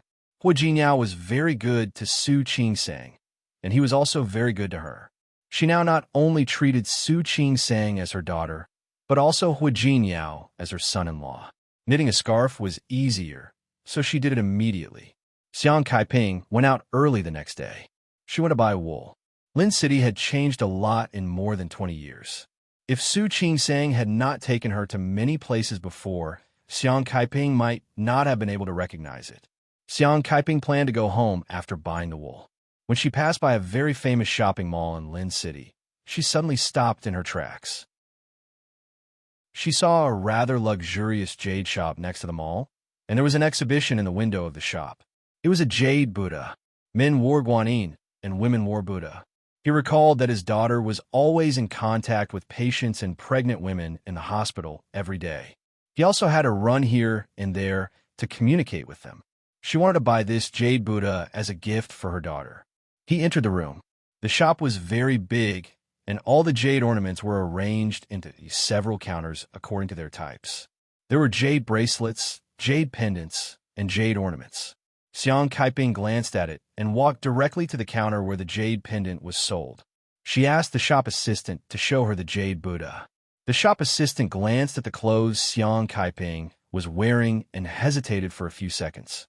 "Auntie, this piece of jade is the treasure of our shop. It won't be cheap." Xiang Kaiping looked at the shop assistant from head to toe. However, he didn't get angry. "Miss, I'm old enough to be your mother. Do you think I'm here to tease you?" "Auntie, look at what you're saying. That's not what I meant."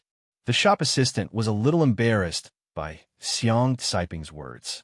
She turned around reluctantly to take the jade Buddha statue. The jade Buddha statue was not very big. It was just a little bigger than a pigeon's egg. It was a two-faced Buddha.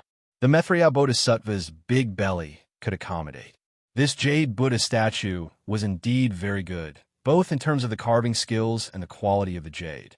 When she was looking at it, the shop assistant was very worried and put her hand on the counter. Later, she felt that she was being too obvious, so she cleared her throat. "Auntie, be careful when you carry it." Chapter 383. The shop assistant was surprised to see that Xiang Kaiping was serious. "Auntie, this piece of jade is an old pit jade. It's the king of jade in Myanmar. Back then, this jade... Little girl, just tell me how much it is." "Auntie, the price of this jade is 550,000 yuan. Our shop is now offering a 20% discount on jade wares. After the discount, it still costs 440,000 yuan. Xiang Kaiping frowned. "That's not a good price. 440,000. It was too unpleasant to hear. Ask your boss if he can sell it for 390,000. Forever and ever." To tell the truth, no matter how good the quality of this jade artifact was, there was still a certain amount of water in it. From her point of view, this jade Buddha should be around 300,000. "Auntie, look at what you're saying. We're such a big shop, and we don't specialize in your business. This was all at a discount. I can't go any lower after the discount." Xiang Kaiping looked conflicted. She really liked this piece of jade. He also felt that it was suitable for Qing Sang. But 44 wasn't a good number, especially in the dialect of Lin City, for sounds the same as death. This made her even more displeased. The shop assistant sneered inwardly at Kaiping's reaction. What did he mean by 440,000 not sounding good? Wasn't it because he didn't have money? "Little girl, how about this you ask your boss? Can you sell it?" Xiang Kaiping was not short of tens of thousands of dollars. However, she hoped that it would be a good omen for her daughter. Today, if this jade Buddha statue could be bought for 390,000 yuan, she would buy it. "Auntie, that's really impossible." The shop assistant didn't even want to ask. Now she finally realized that this woman had no money at all. If she really asked, the boss would scold her. "Little girl, you don't look like a businessman. You're not your boss. How do you know you can't buy it?" "Although I'm not the boss, I'm not the boss. But we have rules here." She would be a fool if she really went to ask. Xiang Kaiping's expression was a little ugly. She naturally knew that in places like this, people were picky and dismissive. But she didn't expect to encounter such a thing one day. "Little girl, I'm not leaving yet. Are you going to ask your boss? There's really no way to ask about this. If you don't like it, you can pay the original price of 560,000. I don't mind. How can a little girl like you talk like that?" Xiang Kaiping was furious. "I've said it before. You're not your boss. You don't have the right to decide, do you?" "I don't, but I think I have the right to decide whether to ask the boss or not, right?" The shop assistant's face was cold, and he refused to go. The two were in a stalemate. Just then, Su Peijian walked in with a few noble ladies. Li Qinxue had a good friend whose birthday was next week. Li Qinxue had been very busy with work recently, so she asked Su Peijian to pick out a gift for her friend. When Su Peijian parked the car in front, she bumped into Luo Meishan's mother and Song Yoha's mother, who were also out shopping. Madame Luo and Madame Song had a good relationship with Li Qianxue. They naturally knew the people that Li Qianxue knew. It was Madame Luo and Madame Song's birthday the following week. Madame Luo and Madame Song also wanted to pick out a gift for Madame Luo. The three of them bumped into each other here. Su Peijian greeted the two aunties and suggested that they come to Bo Guzhai to take a look. Su Peijian saw Xiang Kaiping as soon as she entered the room. Seeing her, the old and new hatred from the last slap in the face came flooding back. Su Peijian almost couldn't keep the calm smile on her face. "Peijian, what's wrong?" Madame Luo looked at Su Peijian and followed her gaze. "That's nothing, just a mistress."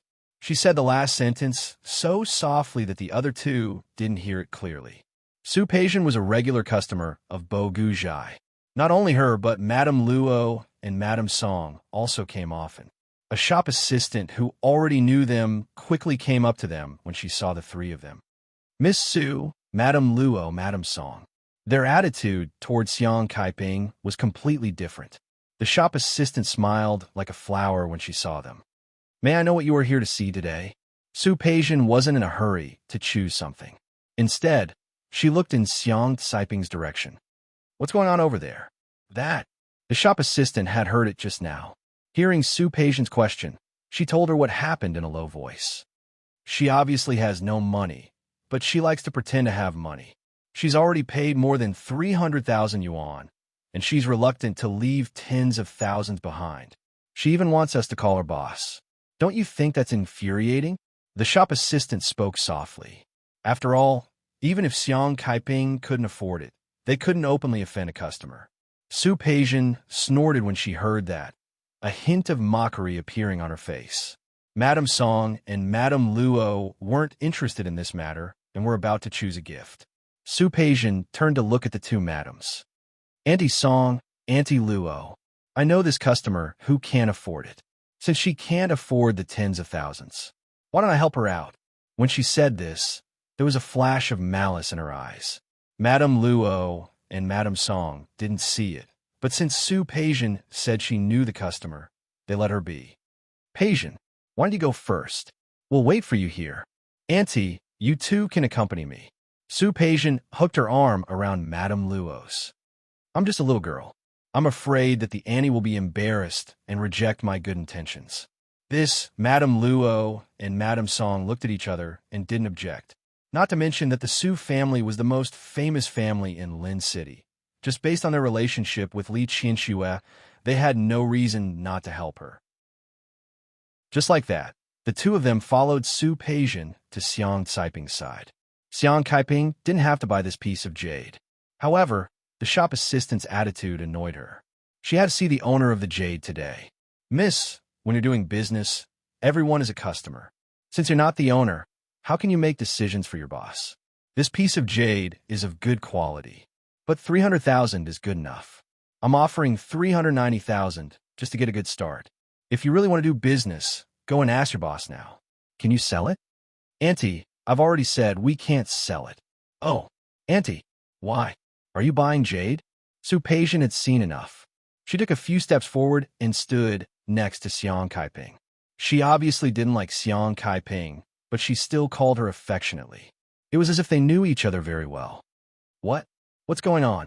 When Xiang Kaiping saw Su Peijian, she was a little unhappy.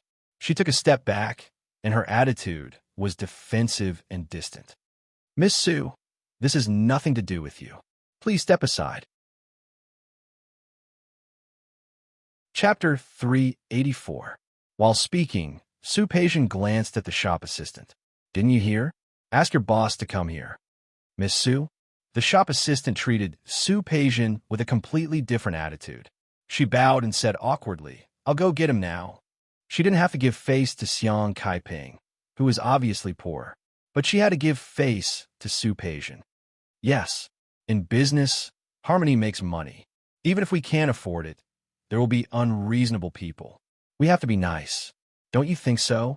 Su Peijian seemed to be talking to the shop assistant, but she was actually looking at Xiang Kaiping. Her meaning was obvious. Don't buy it if you can't afford it. Don't look at it if you don't like it.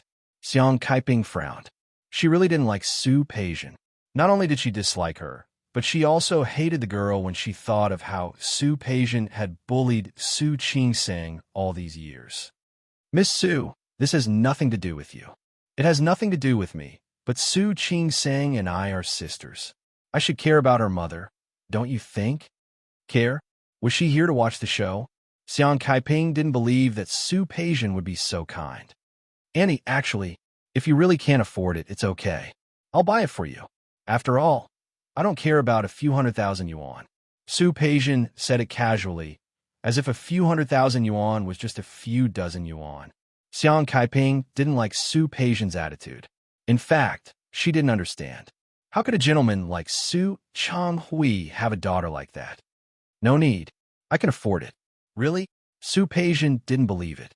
In her opinion, even if Wu Jinyao was rich, he wouldn't spend it on Xiang Kaiping. Xiang Kaiping, on the other hand, came from an ordinary family. It was impossible for her to be rich. How could she afford a jade pendant that was worth a few 100,000 yuan? Was that a joke? Annie, are you sure? It's better not to be so prideful. Su Peijian turned to look at the jade Buddha. She had good taste. She looked up at the shop assistant and asked, "How much did you say it was?" "Miss Su, the original price of this jade is 550,000. For the new year, we are offering a 20% discount on all jade wares. After the 20% discount, it will be 440,000 yuan. 440,000? Su Peijian nodded and glanced at the jade Buddha statue. It's not expensive. Auntie, I'll see you off. There's no need. I don't want it. Xiang Kaiping had been in the mood to pick out a gift for her daughter. There was nothing left now. She turned to leave, but Su Peijian stepped forward and blocked her way. Auntie, don't be in such a hurry to leave. I already said that I bought it for you.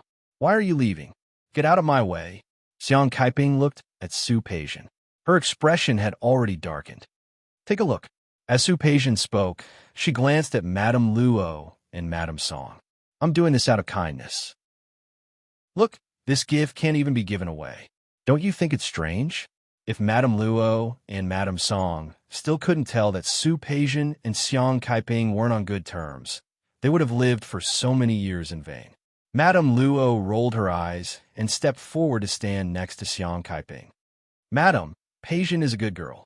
Since she said that she would give it to you, you should just accept it. Yes. Madame Song also stepped forward and stood on the other side of Xiang Kaiping. I think it's rare for you to see a piece of jade like this in your life. That was really unpleasant to hear. Xiang Kaiping was being held by two people, one on the left and one on the right. Her expression was already quite unpleasant. Su Peijian, what do you mean by this? Annie, look, why are you so nervous? I've told you everything. What if you can't afford this jade pendant? I'll buy it for you. I'm doing my best for Qingsang. Su Peijian suddenly looked at Xiang Kaiping. All right, why didn't Qingsang go shopping with you? Could it be that she didn't want to? Then I'll have to talk to her later. Don't go looking for her. From Xiang Caiping's point of view, her daughter was the best. Stay away from her. Su Peijian's expression was a little ugly. She stood there and glared at Xiang Kaiping. She felt that this woman was really annoying. Annie, look, that's not right. I'm Qingsang's sister. How can I stay away from her? Madame Luo and Madame Song heard this and understood everything. The two of them looked at each other and saw a hint of understanding in each other's eyes. Back then, Li Qinshu had disregarded her status and married a poor boy. That was a well-known joke in the upper class. What was even more ridiculous was that the poor boy had a childhood sweetheart. That childhood sweetheart even gave birth to an illegitimate daughter for the poor boy. This matter had almost spread throughout the upper class of Lin City. Now, looking at Su Peijian's attitude, this woman was Su Chenghui's mistress back then. Madame Luo and Madame Song looked at each other and understood the meaning in each other's eyes. It was normal for the mistress to be at odds with the legal wife. They just didn't know what this mistress had done to annoy the eldest daughter of the Su family. Madame Luo and Madame Song were both smart people. Even if they had never been in the business world, they knew that their husbands usually interacted with people, and they were quite familiar with the situation in Lin City.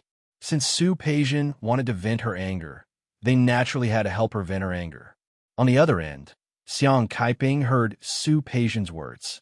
Not only did her expression not relax, but it also became even uglier. Qing Sang doesn't have a sister like you. Don't try to make connections. Of course, Su Peijian didn't want to acknowledge Su Qing Sang as a sister. However, not wanting to acknowledge her was different from Xiang Saiping's direct words. Annie, I don't think you have the right to decide for Qing Sang whether to acknowledge me or not. After all, my relationship with Qing Sang is not something you can deny just because you want to. Xiang Kaiping stood still and looked at Madame Luo and Madame Song. She frowned slightly. Move aside. Hey, the boss isn't here yet. Auntie, don't rush. Su Peijian glanced at the shop assistant. Why? Is your boss so arrogant now? I'm here with Annie Luo and Annie Song. Can't he come and greet us? Miss Su, what are you talking about? The boss is coming. As they spoke, a lean, middle-aged man walked out from behind. I was wondering who it was. So it's Miss Su, and Madame Luo and Madame Song. Let me know if you need anything. I'll just bring it to your door.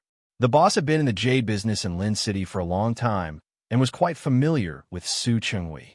He was more willing to give face to Old Masterly. Chapter 385. Xiang Saiping's expression darkened. She no longer had any intention of buying the jade pendant. She tried to break free from Madame Luo and Madame Song. Madame Luo and Madame Song's hands were clinging tightly to her arm. What are you doing? Not only was Xiang Saiping's expression dark, but her voice was also cold. She looked at Su Peijian, feeling that this girl was too annoying. Asked them to move. Annie, look, the boss is here. Don't you want it? Why don't you buy it? Su Peijian's mocking tone made people feel uncomfortable. Xiang Kaiping didn't want to buy it in the first place. This made her even angrier. Su Peijian, don't be like this. Auntie, look at you. How am I being like this? Didn't I say I would give it to you? Don't rush. I don't need you to give it to me. Xiang Kaiping looked at Su Peijian. It had nothing to do with her whether she was ugly or not.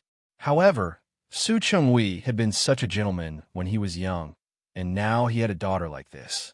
Xiang Kaiping was truly emotional. Apart from feeling emotional, she also wanted to educate Su Peijian. Miss Su, as someone who has lived a few more years than you, I still want to give you some advice. You can't just look at the surface. Some people, some things, you don't understand, so don't say anything. Su Peijian didn't expect that one day she would be taught a lesson by a mistress like Xiang Kaiping. What did you say? Xiang Kaiping looked at Madame Luo and Madame Song coldly. She hadn't taken care of herself in the past few years, so she looked older than them. However, Madame Luo and Madame Song couldn't help but let go of her. Xiang Kaiping looked at the jade pendant on the counter. Boss, your staff just said that this jade pendant was discounted for 440,000 yuan. I don't like this number. I bought this jade Buddha as a gift. Just tell me if you can sell it for 390,000 yuan. If you can, I'll swipe my card now. The boss was stunned and looked at Xiang Kaiping. This jade pendant was indeed of good quality. However, he didn't expect Xiang Kaiping to be so straightforward. You can't sell it? Never mind then. Xiang Kaiping liked the jade Buddha very much, but it wasn't as if he couldn't get it. In fact, the price of 390,000 could still buy some good things. Excuse me. Yes, I can. It can be sold. After saying that, the boss wiped the non-existent sweat on his forehead. You are Miss Su's friend. Of course I can sell it at this price. Xiang Kaiping was about to pay by card, but she paused for a moment because of the owner's words. Sell it if you can. If you can't sell it, then don't. I don't need to give face to anyone. It was not right for the boss to say yes or no. Su Peijian and the other two stood there without moving. They didn't speak at this time. They didn't plan to speak for the time being. Looks like I can't, since this was the case. If that's the case, I won't be able to do business. Xiang Saiping's expression was indifferent. She had no intention of staying. He turned around and walked out. Madame Luo and Madame Luo glanced at Su Peijian, obviously waiting for her reaction. Su Peijian looked at Xiang Saiping's back and laughed coldly. If you can't afford it, just say it. Why do you have to say that you don't want to give me face? She turned to look at the boss of Bo Guzhai. Boss, you don't have to give me face. Just tell this Annie directly. Are you able to sell it or not? Miss Sue, look at what you're saying. The boss finally saw through it. Sue Paisian didn't get along with that woman just now. He had been in this business for a long time. His eyes were very sharp. That woman just now, he was afraid that she could really afford it. But he didn't want to offend Sue Paisian. He thought about it. He came out from behind the counter and walked in front of Xiang Kaiping. Madam, if you really want it, don't care whose face it is. What do you think? Just 390,000. If you want it, I'll have someone wrap it up for you. Xiang Kaiping wanted to leave at first, but seeing the boss's attitude, she wasn't an unreasonable person. Boss, have you thought it through? This isn't a matter of giving face or not. Are you sure you can sell it? Yes. Of course. It would be a fool not to do a business worth hundreds of thousands. The boss waved his hand and signaled for the clerk to wrap up the Jade Buddha. Look, are you going to swipe it or transfer it? I'm old. I don't know how to use those transfer tools. Just swipe it. After saying this, Xiang Kaiping followed the clerk to swipe her card. At this point, both Sue Paisian and Madame Luo could see it. So Xiang Kaiping was really rich? Madame Luo and Madame Song were fine. This was someone else's family business, and they couldn't interfere. But Sue Paisian's expression didn't look too good. She remembered that she had heard Li Qinxue mention it once. Su Qing-song's mother was just an ordinary person. So what did it mean for her to buy such an expensive jade pendant with her status? Sue Paisian suddenly felt gloomy. She felt that Su Chenghui might have given Xiang Kaiping money without her knowing. It meant that he didn't feel bad spending other people's money. Otherwise, how could he be so generous? Xiang Kaiping didn't know what Sue Paisian was thinking. After swiping her card, she took the jade pendant from the clerk's hand. The boss finally realized what had happened. He had heard about what had happened from the clerk in the shop. He glanced at the clerk again. The clerk's face was pale, and it was obvious that she regretted her poor judgment. After all, now that the boss was here, the commission from buying the jade pendant had nothing to do with her. The boss glared at the clerk. He suddenly felt that this clerk of Bogu Zhai needed more training. Seeing that Xiang Kaiping was about to leave with the jade pendant, he signaled for the clerk to take out a bracelet that was priced at about 60,000. Madam, look, our clerk's attitude was not very good just now. He neglected you. The quality of this jade pendant is not bad. We'll give it to you as a gift. Please accept it. Next time you want something, come to Bogu Zhai again. Xiang Kaiping glanced at the box in the boss's hand. Compared to Sue Paisian, the boss was much more observant. Thank you. She accepted the jade pendant from the clerk's hand graciously. This way, she had gotten a bargain. Next time I like something, I'll come again. After saying this, Xiang Kaiping turned around and walked out. If Sue Paisian had only been guessing whether Su Chenghui had given money to Xiang Kaiping, now the boss's actions confirmed her suspicions. As soon as the woman swiped her card, the boss gave her a bracelet. What did it mean? It meant that the woman had swiped a card from someone the boss knew. She was overthinking and was certain that there was something going on between Xiang Kaiping and Su Chenghui. Chapter 386. However, she still cared about her reputation. She couldn't start a fight with Xiang Kaiping here. The only thing he could do now was to slowly think of a way to teach this woman a lesson. Sue Paisian was still thinking about how to teach that woman a lesson. Madame Luo, who had been watching the show from the side, suddenly let out a cry of surprise. What's wrong, Auntie? The necklace I was wearing just now is gone. As Madame Luo spoke, Xiang Kaiping had already walked to the door. Xiang Kaiping heard her scream, but she didn't stop.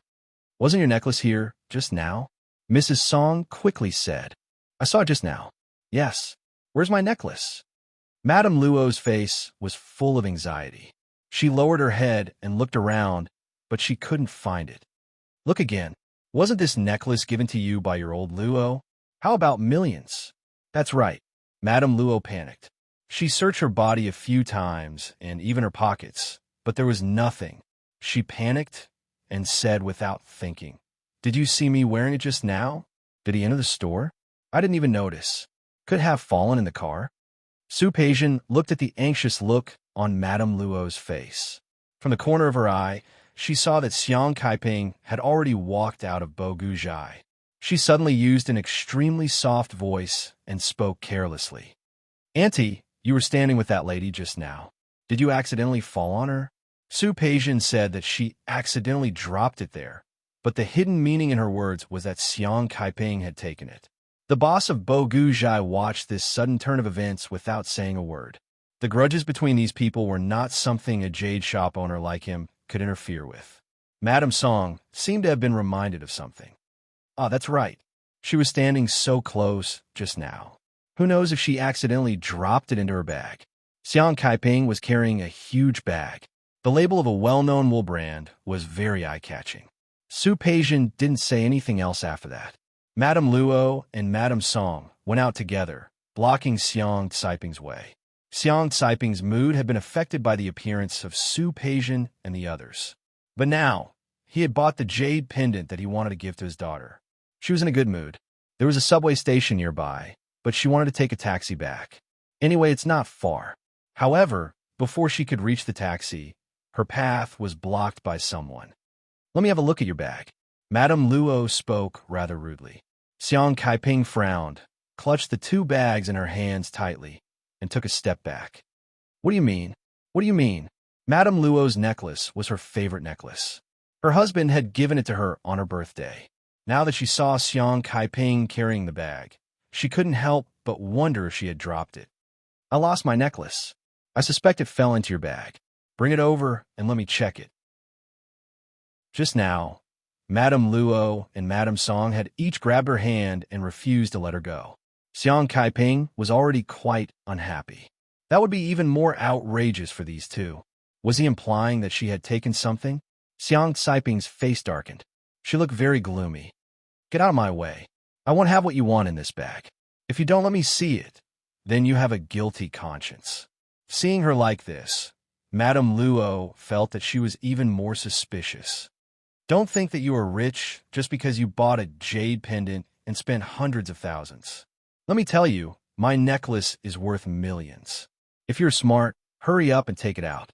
Otherwise, I will call the police." "Call the police?" Xiang Kaiping wanted to laugh. "If you want to call the police, go ahead. I said it. I didn't take it." What a rude attitude. Madame Luo didn't want to be polite. She and Li Qinxue had a good personal relationship. Since this woman was the mistress from back then, she would teach her a lesson and help Li Qinxue vent her anger. "Do you think you didn't take it just because you said you didn't? Bring me the bag, I want to check it." "Sorry, you don't have the right." Xiang Kaiping had been doing business for a few years. What kind of people hadn't she seen? She naturally understood a person like Madame Luo. She bullied the weak and feared the strong. To put it bluntly, she was just a fox pretending to be a tiger. "I don't have the right." Madame Luo didn't even care that she was on the road. "I lost my necklace. I suspect that it fell in your hands. If you don't let me see it, you must be up to no good." Madame Luo was too sharp and aggressive. Xiang Caiping's expression was calm and unhurried. Madame Song glanced at her from the side and took a step forward. "Madam, since you really didn't take the necklace, why don't you let us check it? We're just taking a look. Nothing will happen. Isn't it more suspicious for you to hide it from us like this?" Xiang Kaiping glanced at Madame Song coldly. She had no doubt that these two women were deliberately making things difficult for her. She looked at Su Peijian, who had been watching from the side without saying a word. Speaking of which, Miss Su must have been instigating this. She really didn't like this girl. She was sharp, petty, and not magnanimous. More importantly, she had the heart but not the guts. She obviously didn't get along with her, but she didn't come forward herself. Instead, she pushed the other two elders who could almost be her mother. Li Qinxue was such a capable person. How could she raise such a daughter? Thinking about it, she found it really interesting. "I will say it again, I didn't take it. My bag is fine too. My bag is fine too. I don't think I will have what you want. Please move aside." She had put the jade pendant and the jade bracelet into her bag carefully. One of the two bags was for knitting a scarf for Su Qingsang, and the other was for Hua Jinyao. The knitting was secondary. She didn't want these people to touch her things. Madame Luo didn't expect Xiang Kaiping to be so rude. She was annoyed. "Humph, I think it fell in your bag. Give it to me." Xiang Kaiping didn't expect that Madame Luo would dare to hit her. Instinctively, she tried to protect her bag and put it behind her. Unexpectedly, Madame Song saw it and came forward to help. Xiang Kaiping panicked and dodged to the side. She had suffered a lot when she was young, so she was naturally stronger than Madame Luo and Madame Song. However, the two of them were standing on the side of the road. She looked at Madame Luo's outstretched hand and dodged to the middle of the road without thinking. It was not rush hour, but there were still many cars on the road. Behind them, a car happened to be driving in their direction. Chapter 387. Even Su Peijian was stunned by the sudden turn of events. However, the women didn't react at all. They just stared at Xiang Kaiping blankly, even forgetting to reach out to help her. Under the shocked gazes of the three of them, Xiang Kaiping's body was sent flying by the car. The scene seemed to freeze at that moment. Everything seemed to be in slow motion. Su Peijian watched the woman's body fly. Then she fell. The moment Xiang Kaiping fell, she was still thinking about the jade pendant she had bought for her daughter. She held the bag in her hands tightly. The bag flew out, and her body hit a telephone pole by the side of the road. Then she fell. With a screech, Xiang Kaiping's body rolled on the ground, then came to a complete stop. The driver got out of the car. Su Peijian and the others seemed to have finally come to their senses and went forward together. Su Peijian looked at Xiang Kaiping lying in a pool of blood. There was only one thought in her mind. She couldn't be dead, could she? When Hu Jinyao received the news and rushed to the hospital, Xiang Kaiping was already in the operating room. In the corridor, other than Madame Luo and Madame Song, Su Peijian was also there. When he saw her, Hu Jinyao slightly narrowed his eyes. His aura was shocking, and Su Peijian couldn't help but shrink back. Su Chenghui also rushed over after receiving the news. He was in a meeting and came immediately after receiving the news. When he saw the guilty faces of Madame Luo and Madame Song, he was not in the mood to greet them. He only looked at Su Peijian. Peijian, what happened? He wasn't the only one who wanted to know. Hu Jinyao also wanted to know. He took a few steps forward and stood in front of Su Peijian. His cold eyes swept over her face without any warmth.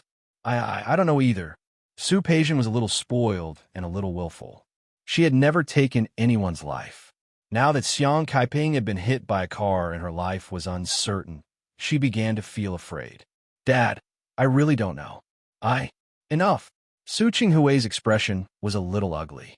It was rare for him to be so strict with Su Peijian. Tell me, what happened? If she didn't know, how could she have sent Xiang Kaiping to the hospital? Su Peijian was Su Chenghui's biological daughter.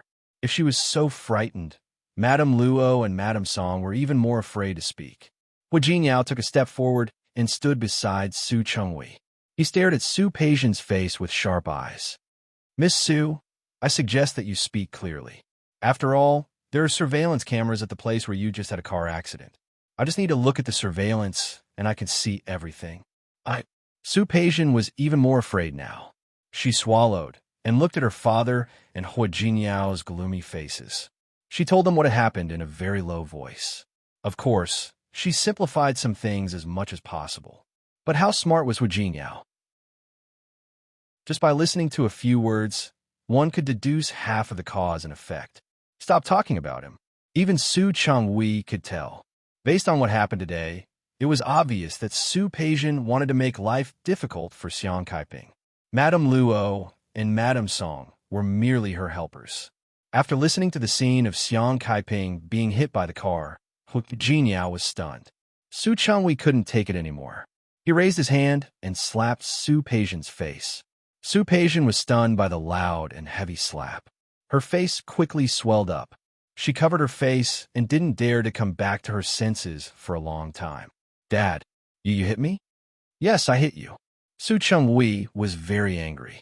He only felt a terrible headache. His head was buzzing. Su Peijian didn't dare to speak. Tears fell from the corners of her eyes. Half of it was because of the pain, and the other half was because she felt wronged. How dare Su Chenghui slap her in front of so many people? The humiliation was enough to make her cry. What did I say to you? What did I say to you? He had repeatedly told her to stay away from Xiang Kaiping and not to provoke her. But Su Peijian? She didn't listen to him at all. Instead, she turned a deaf ear to his words. How could he not be angry? Su Chenghui was so angry that his chest rose and fell violently. The huge anger made him completely lose his cool. Not only was he angry, but he was also disappointed and guilty. If Xiang Kaiping woke up one day and found out that it was Su Peijian who caused her car accident, what would she do? Su Chenghui didn't dare to think about it. Compared to his agitated self, Hu Jinyao was much calmer. Su Peijian naturally wanted to teach her a lesson. However, Su Chenghui's slap made him not rush to teach Su Peijian a lesson. His slender legs took a step forward, his tall body standing in front of Madame Luo and Madame Song. Madame Luo? Madame Song? Madame Luo and Madame Song were ordinary rich ladies. They usually went shopping, dressed up, and socialized with their husbands. They went to the spa and gossiped. Even if they looked down on people from a certain class, they wouldn't think of harming others. Now that Xiang Kaiping was in a car accident, both of them were frightened. Hu Jinyao's cold gaze suddenly swept over them. Their bodies trembled like leaves in the wind. Madams, I really didn't know that Hu Jinyao's mother-in-law would go and take a necklace worth millions from you. Madame Luo and Madame Song trembled even more. They didn't dare to respond to Hu Jinyao. Hu Jinyao stared at their frightened faces. He didn't plan to let it go just like that. Madame Xiang Kaiping is my wife's mother, my mother-in-law. Are you sure that she took your necklace? No. The two of them shook their heads quickly and snuggled up to each other tightly, almost hugging each other. Hu Jinyao snorted. That's good. After all, it's better to get to the bottom of this. Madams, don't you think so? Of course. Madame Luo and Madame Song were frightened. Hu Jinyao didn't think it was enough. Madame Luo, I remember that your family runs a department store business, right? Yes. Madame Luo didn't understand what Hu Jinyao wanted. Luoxing department store, Hu Jinyao added.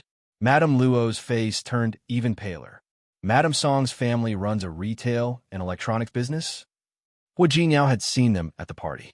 Madame Song looked at Hu Jinyao with a pale face. What do you mean, President Hua? What did he mean? Hu Jinyao took out his phone and dialed a few numbers. He looked at Madame Luo and Madame Song on the phone. It's me. From now on, I will buy the shares of Luoxing Department Store and Kusong Group. Chapter 388. As soon as he said that, Madame Song and Madame Luo's bodies went limp and they fell to the ground. They looked at Hu Jinyao in disbelief.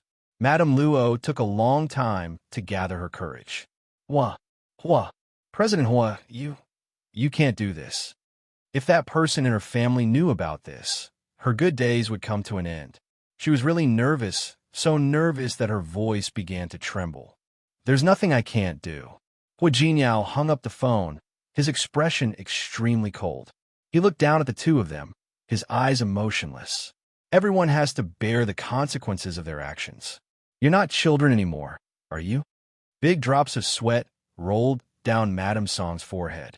Madame Luo thought about the anger she might have toward her husband when she got home. Her eyes rolled back and she fainted. Hu Jinyao didn't look at the two people on the ground.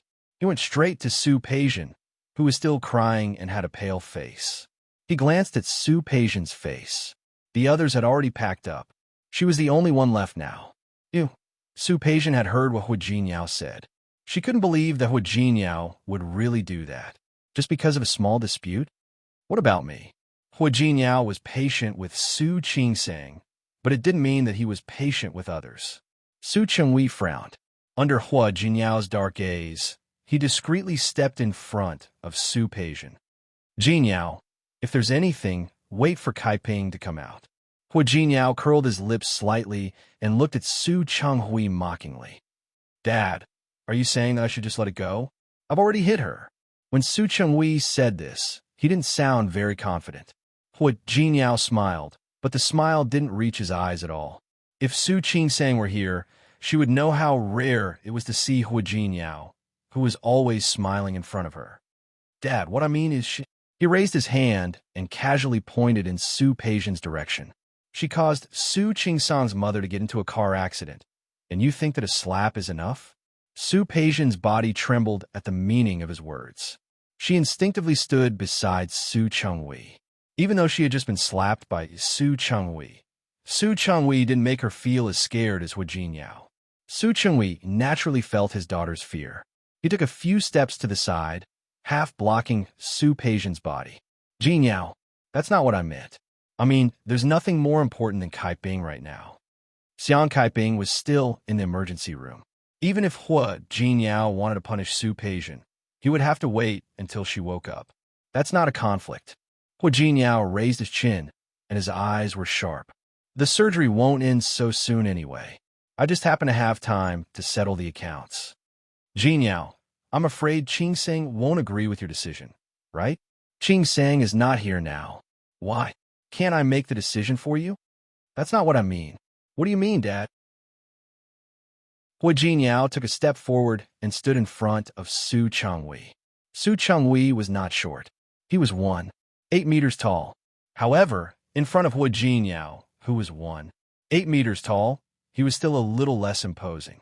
Hu Jinyao, I didn't say that this matter is over. But Kaiping is still in the operating room. Before he could finish his words, a nurse had already come out. Su Chenghui and Hu Jinyao thought that the surgery was over. They immediately went forward to ask the nurse about the situation. The nurse understood their feelings and explained briefly. The surgery is not over yet. The patient is bleeding heavily. We're going to blood bank to get type O blood now. The nurse was about to run to get the plasma as she spoke. Hu Jinyao looked at the nurse's face. He asked worriedly, do you have enough blood in the blood bank? Yes. Our hospital has more than enough type O blood. After saying this, the nurse ran away. Hu Jinyao was not completely relieved, but he was more or less relieved. He turned to look at Su Chenghui and found that his expression was a little strange. He thought that he was worried about Xiang Kaiping and sneered. I've already called Qingsang to inform her. Dad, I really want to know how you plan to explain to Qingsang when she comes back. Didn't he stop him from punishing Su Peijian now? He didn't believe that he could stop him for a while, but he couldn't stop him forever. I don't need to explain this matter to Qingsang. I only need to explain to Xiang Kaiping. Su Chenghui was very worried about Xiang Kaiping now. Not only was he worried, but he also blamed himself. He didn't expect that he couldn't stop Su Peijian from causing trouble for Xiang Kaiping. However, under the current situation, he couldn't let Hu Jinyao deal with Su Peijian first. After all, Su Peijian was Xiang Caiping's daughter, her biological daughter. Is that so? Hu Jinyao sneered and looked at Su Peijian, who was still pale. I hope you can say the same thing when Qingsang comes back. Jinyao, we're family? Is it a family? Hu Jinyao interrupted him rudely and glanced in Su Peijian's direction. Can you make Qingsang's mother get into a car accident just because we're family? Su Peijian was already guilty and didn't dare to say anything, but Hu Jinyao's words made her feel very unconvinced. I didn't do it on purpose. Hu Jinyao's eyes were like arrows. You made her get into a car accident without doing it on purpose. Then if you did it on purpose, wouldn't you want to kill her? Su Peijian still wanted to say something, but Su Chenghui glared at her and said, shut up. Su Peijian didn't dare to say anything. The nurse came back with the type O blood and rushed into the operating room. Hu Jinyao was in no mood to pay attention to Su Peijian. He rushed over from the company and had a lot of things to deal with. His phone didn't stop ringing. He answered a few calls. Not long after, his assistant came over with a laptop and a pile of documents. Hu Jinyao was dealing with work in the corridor when his phone rang again. He was about to hang up, but quickly picked up when he saw that it was Su Qingsang. Qingsang, how's my mother? Su Qingsang's voice was full of panic. I've already bought the plane ticket. It'll take off in half an hour. Tell me first, how's my mother? Mom is still in surgery. Hu Jinyao glanced at the operating room. I don't know the details yet. We'll only know when the doctor comes out. Why did she get into a car accident? Su Qingsang's face was full of anxiety. And why is she still in surgery? Hasn't it been a long time? Yes. The situation might be a little complicated. Chapter 389. Hua Jinyao didn't see it with his own eyes. According to the situation at the time, Xiang Caiping's body was sent flying and then fell to the ground. It was likely that her internal organs were damaged. He just didn't know where he fell. He didn't know much about this, so he didn't know what would happen. Then, Su Qing-sang used to be a doctor, so she was used to calming the patient's family down. But when it really happened to her, she realized that she couldn't stay calm at all. Calm down first. He decided to take a nap after boarding the plane. I'll send someone to pick you up. You don't have to worry. I believe Mom will be fine. Hua Jinyao, She couldn't calm down or believe him. She had just acknowledged Xiang Caiping as her mother, and she had just developed a mother-daughter relationship with her. She thought she could make up for the motherly love she had missed for the past 20 years. But now, she was afraid that she would lose the motherly love that she had just received. Hearing Su Qing-sang's panicked voice, Hua Jinyao's heart ached slightly. He could understand Su Qing-sang. It was like a drowning man catching a piece of driftwood. Those who had lost their loved ones would never be willing to lose their loved ones again. Thinking of the blow Su Qing-sang would suffer if something really happened to Xiang Caiping, he couldn't find a way to comfort her. He heard a rustling sound. Su Qing-sang seemed to have taken the phone away from her. Hua Jinyao took a deep breath and was about to comfort her when he heard a male voice on the other end of the phone. "Junior sister, don't be like this. I believe Annie will be fine." Hua Jinyao's hand, which was holding the phone, froze. "Zhuo Hongchun? It's him, right? Why did he go to Song City?" Su Qing-sang didn't say anything, but just shook her head. "Junior Marshall's sister, don't be like this. Auntie is still waiting for you to take care of her." Su Qing-sang glanced at him, thought about his words, and finally nodded. "That's more like it. Zhuo Hongchun had a surgery with the people from Song City Central Hospital today.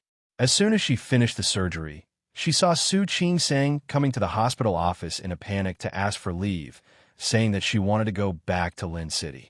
It was the first time he had seen such an expression on Su Qing-sang's face. After asking, he found out that something had happened to Su Qing-sang's mother. He knew that Su Qing-sang was an illegitimate daughter and had always thought that she didn't have a mother by her side. But now, he knew that wasn't the case. Taking off his scrubs, he accompanied her to the airport. He had planned to go back with Su Qing-sang. However, he was one of the backbone this time, and Su Qing-sang had left. He couldn't be so willful. "Senior brother, I'm fine. Thanks for driving me here. I'll board the plane myself later." "Then be careful."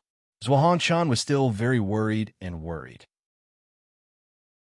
However, it was obvious that Su Qing-sang wanted to be alone. "You can go back. I'm going in now." Su Qing-sang took the suitcase from Zhuo Hongchun's hand and was about to enter the gate when she realized that her phone was still on. She was stunned for a moment, but she couldn't care about anything else now. "Jinyao, I'm here." Hua Jinyao hadn't hung up the phone, so naturally, he heard the conversation between Su Qing-sang and Zhuo Hongchun. He wasn't jealous, but he definitely felt a little uncomfortable. Zhuo Hongchun's intentions were too obvious. Everyone could see it. "Get on the plane first and get a good night's sleep. If there's anything else, we'll talk about it when you come back." Su Qing-sang didn't say anything. In fact, it was really difficult to calm down at a time like this. "Qing-sang, listen to me." Hua Jinyao's voice was very calm. "Our mother is still waiting for you to take care of her. If you keep this attitude, even if you come back, you won't be able to take good care of our mother." Strangely, the same words that Zhuo Hongchun had said just now didn't calm her down as much as what Jinyao did now. She nodded lightly and suppressed the tears in her eyes. "I know. Thank you." Hua Jinyao. She looked at the people queuing up in front of her, put away her phone, and walked into the gate. When Hua Jinyao called, Su Changwei was also there. Mrs. Song was no longer there. Mrs. Luo had fainted and asked someone to help her to see a doctor. Su Peijian wanted to leave, but couldn't. She was ordered by Su Changwei to stay there. She could only sit on the other side of the bench in a daze, not moving. Su Changwei heard Hua Jinyao's words. The look in his eyes was very complicated. Su Qing-sang was coming back to take care of Xiang Caiping. In fact, the person who should be taking care of Xiang Caiping at this time should be Su Peijian. He looked at Su Peijian with some disappointment in his eyes. He had been working hard to give the best to Su Peijian. He had been educating Su Peijian. Since she was in high school, he had brought her with him and asked her to help with some business matters. He had also been very diligent in cultivating Su Peijian. She had been dancing, playing piano, calligraphy, and playing chess since she was a child. Su Peijian was also smart and attentive. However, she had learned so much, but he had forgotten to give her a good personality. He had always felt that as long as he was there, he would always be able to protect Su Peijian. She was a girl, so what if she was a little spoiled? Couldn't his daughter be a little spoiled? However, he didn't expect so many things to happen later. Now, Su Peijian had a conflict with Xiang Kaiping. Not only did the conflict happen, but Xiang Kaiping was also hurt.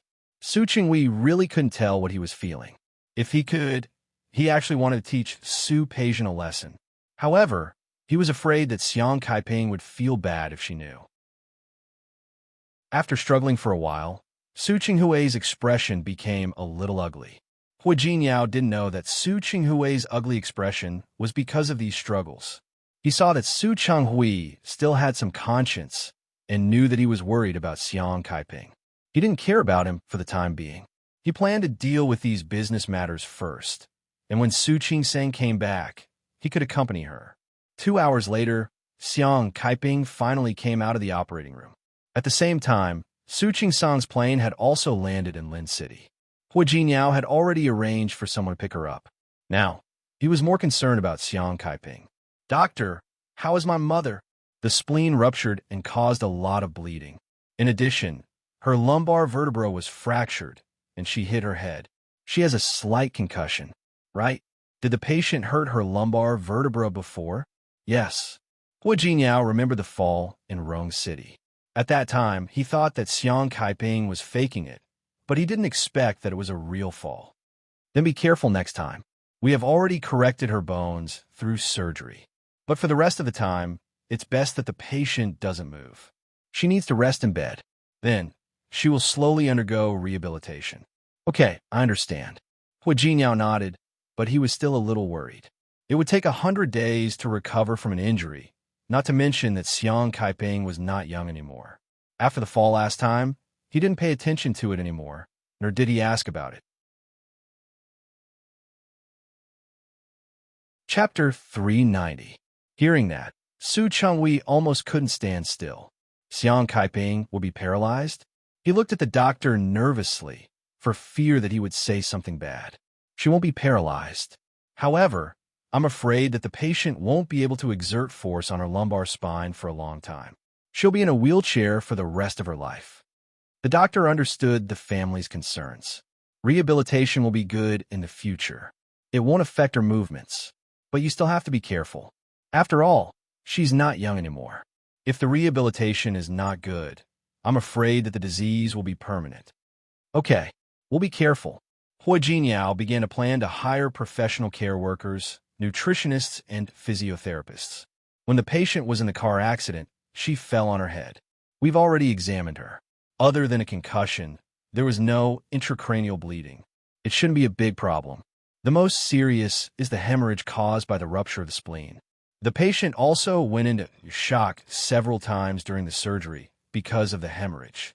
After the surgery, we've repaired the ruptured spleen. However, the body is weak because of the hemorrhage. It will take some time to recover. Good doctor, does that mean that she has no other problems now? Not for the time being. The patient's anesthesia hasn't worn off yet. When she wakes up, you can call us for a detailed examination. After all, a head injury could be serious or minor. Although the examination had been done, the results would only be known when the patient woke up. Thank you, doctor. Hu Jinyao took care of the rest. He didn't let Su Changwei get involved at all. When Su Qingsang arrived at the hospital, Xiang Kaiping was already in the ward. Hu Jinyao was sitting not far from the bed. There was a laptop in front of him, and a pile of reports and documents beside him. He seemed to be very busy. Yang Wenchang stood behind her with a few documents in his hand, obviously waiting for Hu Jinyao to sign. Jinyao? Wife. Hu Jinyao saw her and stood up immediately. Su Qingsang didn't look at him, but rushed to the bed. How is my mother? How is she? Xiang Caiping's face was pale, and she lay motionless on the bed. Su Qing-sang's eyes were red. She really wished that she was the one who got into the car accident. Hua Jinyao signed the documents in his hand and handed them to Yang Wenchang, gesturing for him to leave.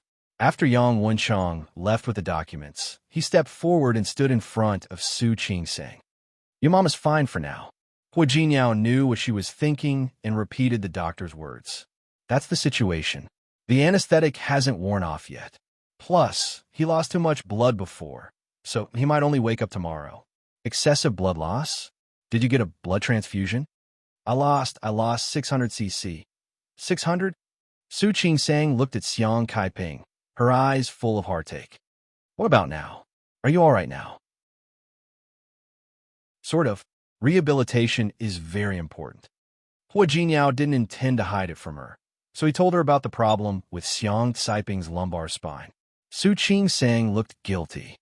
It's all my fault. He should have paid more attention to it when he was in Rome City. I shouldn't have come back when my mom asked me to take care of her. What if she falls ill? Don't worry. It'll be fine. Hua Jinyao held her hand tightly. You didn't know her identity at that time, did you? Furthermore, we will hire the best physiotherapist and doctor to treat him. I think he'll be fine. Su Qing-sang didn't say anything but nodded vigorously. Hua Jinyao held her hand, only to find that it was very cold. He felt a little sad and helpless. He held her hand tightly and put it in his arms. Your hand is so cold. Didn't Wenchang turn on the air conditioner when he went to pick you up? He did. Su Qing-sang shook her head, her eyes still on Xiang Kaiping. I just feel uneasy. Hua Jinyao didn't say anything. Su Qing-sang was in a bad mood, so she opened the car window for some fresh air. However, her hands and face were cold from the wind. Reaching out, he pulled her body into his embrace. He hugged her tightly and forcefully. Wife, you don't need to feel uneasy. There's no need to be unsettled. You're not alone. You have me. Su Qing-sang didn't look up. Her face was still pressed against his chest. She looked at Xiang Kaiping. Why do you think my mom has such a hard life? In the first half of her life, her lover was taken away and separated from her own flesh and blood. In the second half of her life, she thought she could finally enjoy some happiness. However, something like this happened. Hua Jinyao, I really wish that I was the one who got into the car accident. That way, wife. Hua Jinyao suddenly held her shoulders and made her look into his eyes. Don't say things like that. Su Qing-sang looked at him blankly. Hua Jinyao's expression was quite serious and serious. Your mom is very important to you, but you are also very important to me. Su Qing-sang bit her lip and couldn't find her voice for a long time. Finally, she nodded gently. I understand. Wife, I hope you understand. You can call me selfish or cold-blooded, but I'm really glad that you weren't the one who got into an accident. Otherwise, Hua Jinyao couldn't guarantee that he wouldn't do something crazy. Su Qing-sang was shocked by his expression. Her uneasy heart calmed down a lot.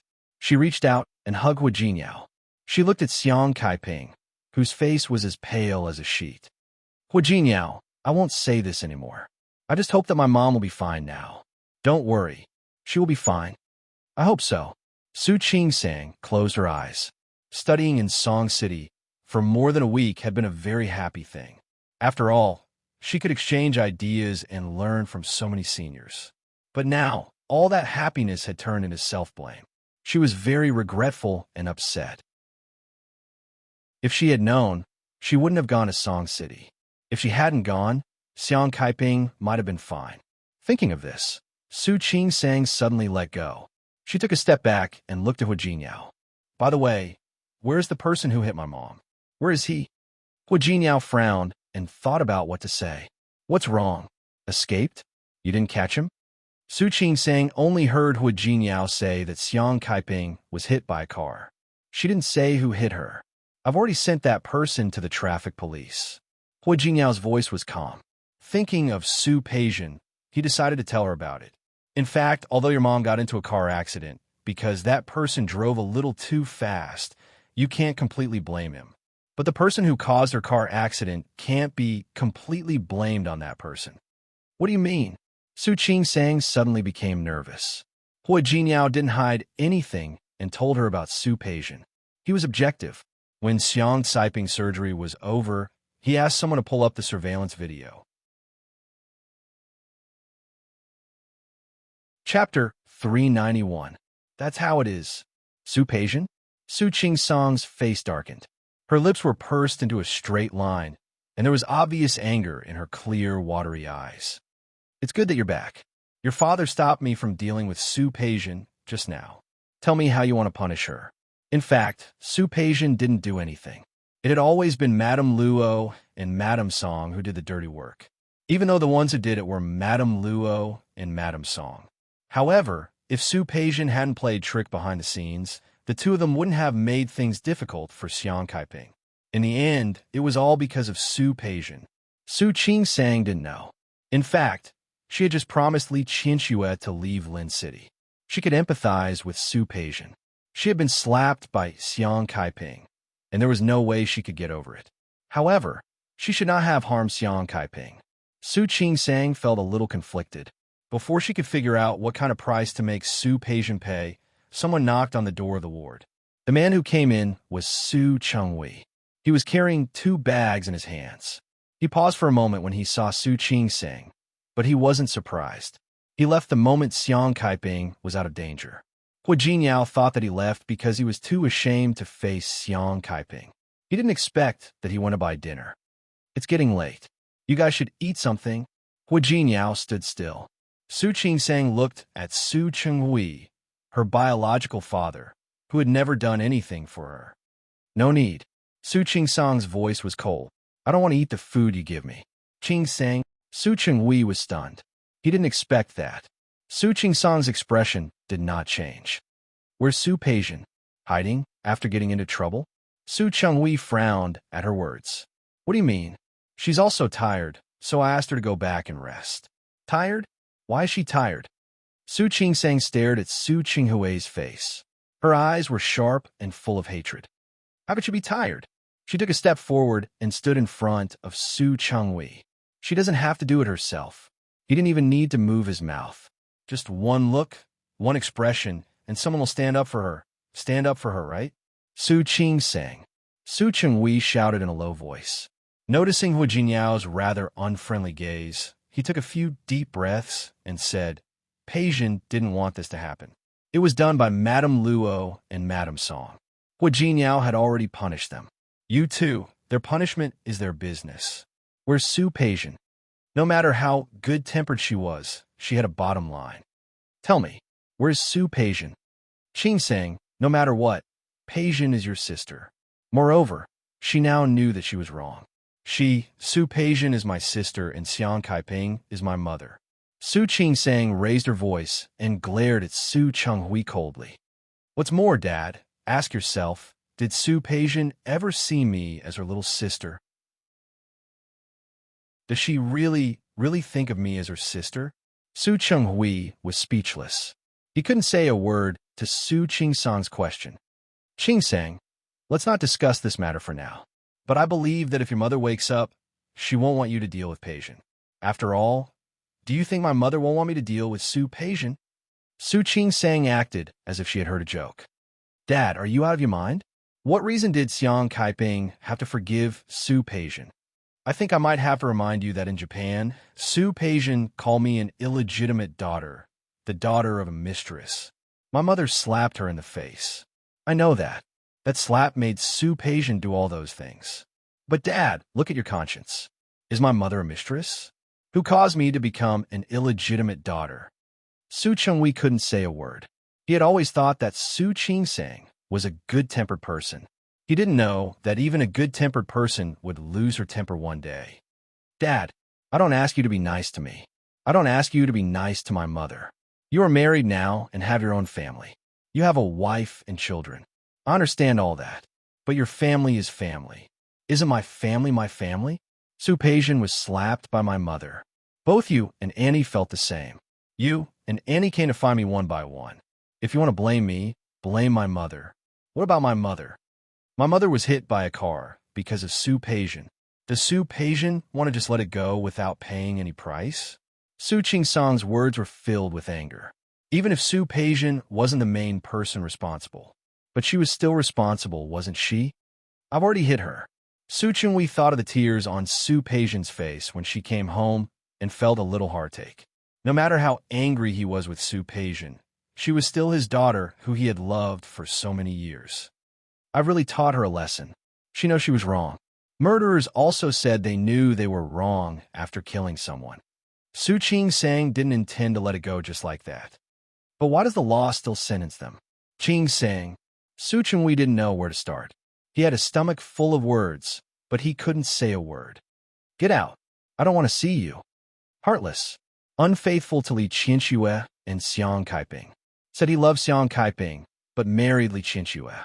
Said he loved Li Qianxue, but couldn't forget Xiang Kaiping.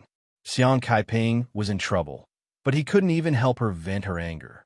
Su Qing-sang didn't think so before, but now she really felt that her father was a scumbag. Qing-sang, get out. Su Qing-sang's voice was even higher than before. Neither my mother nor I want to see you. Su Chunhui didn't say anything. He raised the lunchbox in his hand and put it down again. He took one last look at Hu Jinyao and put the lunchbox on the table beside him. Qing-sang, no matter how angry you are, you still have to eat. I'm sorry about your mother. Don't worry. I'll definitely teach Peijian a good lesson. Su Qing-sang didn't say anything.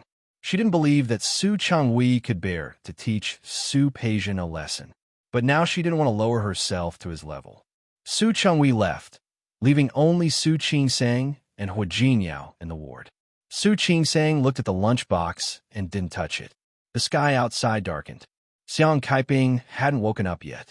There were many tubes in her body. Su Qing-sang felt a pang of heartache. She hadn't eaten lunch. After receiving the news, she rushed back as soon as she could. Now she was thirsty and hungry, but she had no appetite at all. Hu Jinyao stood beside her and put his arm around her shoulders, silently encouraging her. Sometimes I really hope that Su Chunhui isn't my father. Hu Jinyao didn't say anything. His gaze was deep. In fact, Su Chinghui's actions today puzzled him again. Chapter 392. He was different from Su Qing-sang, who had lost her mind because of anger. Hu Jinyao had been calm. He could tell that even though Su Changhui had calmed down, he could still feel the anger in his heart. The anger towards Su Peijian. He believed that he meant it when he said he would teach Su Peijian a lesson. It wasn't fake. But if he could teach Su Peijian a lesson for Xiang Kaiping, and even his daughter, whom he had doted on for more than 20 years, why was he so cold to Su Qing-sang, Xiang Kaiping's daughter? The feeling that Hu Jinyao had felt before came again. There was a flash of doubt in the depths of his heart. Before he could think clearly, his phone rang. It was from Yang Wenchang. The driver had been arrested by the traffic police. But because Xiang Kaiping fell out of the car herself, she had to take the main responsibility. But the driver was also detained for dangerous driving. Hu Jinyao hung up the phone and told Su Qing-sang about it. That man drove a little fast, but he didn't. The driver drove a little fast, but he wasn't speeding at that time. So there shouldn't be any more severe punishment than being detained for a few days and having his driver's license revoked. Su Qing-sang didn't speak. She looked at Xiang Kaiping and said, I don't care what happens to those people now. I just want my mother to wake up soon. Mom will be fine. She will. Xiang Kaiping was a very good person. Good people would be rewarded. Hu Jinyao convinced Su Qing-sang. She looked at the dinner Su Chunhui brought. If you put it in the room, you can smell it. Let's eat. He had asked Yang Wenchang to order food. It'll be a waste if we don't eat. Su Qing-sang glanced at him. Was he afraid of wasting food? I don't want to eat the food he brought. Su Qing-sang wasn't angry. If Su Changhui still wanted to protect Su Peijian, she really couldn't eat the food he brought. I think you should eat. Hu Jinyao opened the lunchbox and took out the food inside. Think about it. Your mother is still unconscious. You can't do anything to your father. Why don't you take this opportunity to torture your father? Is it to avenge your mother? When he met Su Qing-sang's disapproving gaze, he raised his hand. I'm telling the truth. Think about it. You should be tormenting your father with all your might right now. What's the point of asking him to deliver food? You should let him do other things like take care of your mother, and... Nonsense again. Who asked him to take care of my mother? Su Changhui was afraid that Su Changhui would only make things worse. Yes, our mom doesn't need him to take care of her. It's enough for us to take care of him. Hua Jinyao's words made Su Qingsang glare at him, but she was in a much better mood. She sat down by the bed and looked at Xiang Saiping's pale face. Her voice was very soft. My mother won't want him to take care of her. Xiang Saiping's love for Su Chenghui was so strong. How could she let him take care of her now that she hated him so much? Let's eat. Su Qingsang had no appetite, but she still ate a little. After dinner, Su Qingsang asked the doctor on duty about Xiang Saiping's medical history. He then asked for more details. The doctor on duty was surnamed Jiang. Dr. Jiang showed Su Qingsang the list. Su Qingsang was also a medical student, so she read through all the lists. Su Qingsang was stunned when she saw the blood transfusion form and the cost on it. Was Xiang Kaiping typo? She remembered that she was before she could think about it. Dr. Jiang had already said, Dr. Su, don't worry. Your mother will be fine, and your husband has already paid for the blood transfusion. Su Qingsang didn't want to ask about that, but she still nodded. Although Dr. Jiang worked in the same hospital as Su Qingsang, they were usually in different departments and didn't have much contact. However, he was also a wonderful person. He winked at Su Qingsang. Speaking of which, you have a really good husband. Your mother came not long after she was sent here. He seems to be quite busy with work, but he's been busy all the time. He is considerate. Su Qingsang looked at him, a little shy but also a little satisfied. He was obviously praising Hua Jinyao, but she felt happier than if he was praising herself. He is quite good. You have to cherish him. Dr. Zhang's expression was a little teasing. Just because he is so attentive to his mother-in-law, you have to treat him better. I know. Su Qingsang was a little embarrassed. She put the stack of medical records back in Dr. Zhang's hand. All right, I'll go back first if there's nothing else. Okay, you are a doctor too. You know everything you need to know. Take good care of your mother. I will. The thought that flashed through Su Qingsang's mind disappeared just like that. It was already late when she returned to the ward. Hua Jinyao was still dealing with work. Seeing her come back, he put down the pen in his hand. How is it? What did the doctor say? Nothing. I just wanted to know the basic situation. She also wanted to take better care of Xiang Kaiping. Hua Jinyao nodded. Su Qingsang looked at him and stood beside him. Her eyes fell on the computer and the documents in front of him. If you are really busy, why don't you go home first? I'll be here today. It's okay. If you're not at home, I'll be bored if I go home. Hua Jinyao pulled her to sit on his lap. You don't have to be so polite with me. I like to be with you. Su Qingsang nodded and sighed in her heart. Then what about your shower and change clothes? I will go home again tomorrow morning, Hua Jinyao said indifferently. Su Qingsang nodded and wrapped her arms around Hua Jinyao's waist. Hua Jinyao, will my mother wake up tomorrow? Yes, definitely. Really? Su Qingsang was not as confident as him. Will my mother really not be paralyzed? I asked Dr. Jiang, but he is still worried. Definitely not. If Lin City can't be cured, we will go to Rong City. If Rong City can't cure her, we will go abroad. There will always be a place that can cure our mother. Okay. Since he said so, Su Qingsang could only believe him. She wrapped her arms around Hua Jinyao's hand and gently rubbed her face against his chest. Hua Jinyao, yes, thank you. With him by her side, no matter what difficulties she faced, she felt at ease and at ease. Hua Jinyao wrapped his arms around her waist and looked at the top of her head. We are husband and wife. Su Qingsang did not say anything. She was now completely focused on Xiang Kaiping. She only hoped that she would get better soon and wake up soon. That night, Su Qingsang did not sleep well. She had dreams the whole night. Hua Jinyao did not sleep. He sat by the bed and looked at Su Qingsang's face. He reached out and held her hand, silently comforting her. His palm was warm. Su Qingsang felt the warmth of his palm and slowly calmed down. Finally, she fell asleep. The next day, Su Qingsang woke up very early. She did not sleep well in the first half of the night, but she slept well in the second half of the night. She was in high spirits. Chapter 393. Fortunately, Xiang Kaiping was in good condition. Her vital signs were stable. Hua Jinyao just came out of the bathroom. Seeing Su Qingsang let out a sigh of relief. He took a few steps forward. Why didn't you sleep a little longer? I saw that you didn't sleep much last night. I did. You're the one who didn't sleep much. I'm used to it. Hua Jinyao squeezed her palm. I've asked Yang Wenchang to bring breakfast over. You eat a little later. Don't be too tired. I've asked him to find 2 caregivers. If there's anything, let them do it. I'm fine, and I don't need a caregiver for the time being. I want to take care of my mother myself. I don't want you to be too tired. Hua Jinyao didn't agree with her decision. Honey, you have to understand that your mother can't recover in a day or 2. She needs to be taken care of for a long time. You can't be alone all the time. Tigers still need to take naps. You can't make yourself sick just to take care of your mother. Can you? I know. Su Qingsang couldn't refute him. Then I promise you that I'll take care of her today. When she wakes up, I'll see what happens. Okay, as long as she didn't insist on taking care of her himself.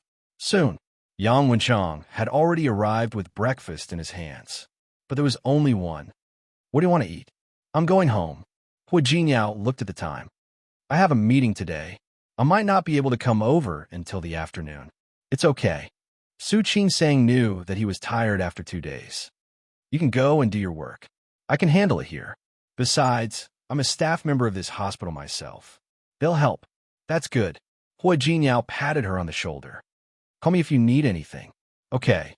Before he left, Su Qingsang stepped forward and hugged him. She quickly let go. She took a step back with a determined look in her eyes. Hua Jinyao was a little moved. If Yang Wenchang hadn't been standing next to him, he would have held the woman in his arms and kissed her. Let's go. He gestured for Yang Wenchang to walk out. After Yang Wenchang turned around, Hua Jinyao leaned over and kissed Su Qingsang on the cheek. Su Qingsang glanced at Yang Wenchang nervously, then gently patted him on the back. However, there was a faint smile on his face. I'll have someone send you lunch. The food in your hospital isn't that good. Yes.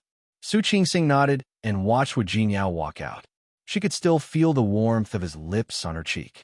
She blinked her eyes and turned back to sit by the bed. She took out the lunchbox. He looked at Xiang Kaiping, who was still asleep. Mom, look, if you don't wake up, I'll have to eat breakfast alone again. Wake up quickly. When you wake up, you can have breakfast with me. Xiang Kaiping was still lying motionless. Su Qingsang's eyes were a little wet, but she was not in a hurry. He finished his breakfast. She fetched some water to wipe Xiang Kaiping's face and hands. When he was done, the doctor came to check on him. Yesterday, Dr. Jiang was not here. Today, 2 other doctors were here. He was also the one who operated on Xiang Kaiping yesterday. Dr. Su, are you taking care of her here by yourself? Dr. Li looked at Su Qingsang and then at Xiang Kaiping. Your mother's condition is good today. The anesthesia has worn off. She should wake up later. You don't have to worry. Okay. Thank you, Dr. Li. You're welcome. It's just that her waist has been injured before. She needs to be more careful in the future. Otherwise, it might affect her life and actions in the future. I know. I'll be careful. Su Qingsang was also a doctor, so Dr. Li did not say anything more. Su Qingsang saw them off. When she looked up, she saw Su Changhui standing at the door. He was holding a fruit basket in one hand and a women's bag in the other. He stood at the door and seemed to have been there for a while. He wanted to come in just now, but because there was a doctor inside, he did not come in. Su Qingsang's lips were pressed into a straight line. She looked at Su Changhui coldly. She turned around and wanted to enter the ward. Su Changhui wanted to follow, but Su Qingsang raised her hand and was about to close the door. Qingsang. Su Changhui took a step forward and blocked the door with his foot, not letting Su Qingsang close it. Get out. My mother won't want to see you. Qingsang, this is what you want, not what your mother wants. What I want is what my mother wants. Su Qingsang blocked the door with her body and looked resistant. I said, my mother won't want to see you. Qingsang, I'm your father. Su Changhui was a little annoyed by Su Qingsang's attitude. Su Qingsang stood up and looked at Su Changhui in front of her. It's rare that you still remember that you're my father. I thought that in your heart, only Su Peijian is your daughter. You are what? Su Qingsang did not budge at all. Go. I said that my mother won't want to see you. Su Changhui looked at her and took a deep breath. You're not calm now. I won't argue with you. I'm very calm. Su Qingsang looked at him.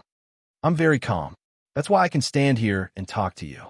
Otherwise, I should rush to the Su family right now and teach Su Peijian a lesson. I said, I've already taught her a lesson. Yes, you should have slapped her. Su Qingsang nodded. I got it. You can go now. Qingsang.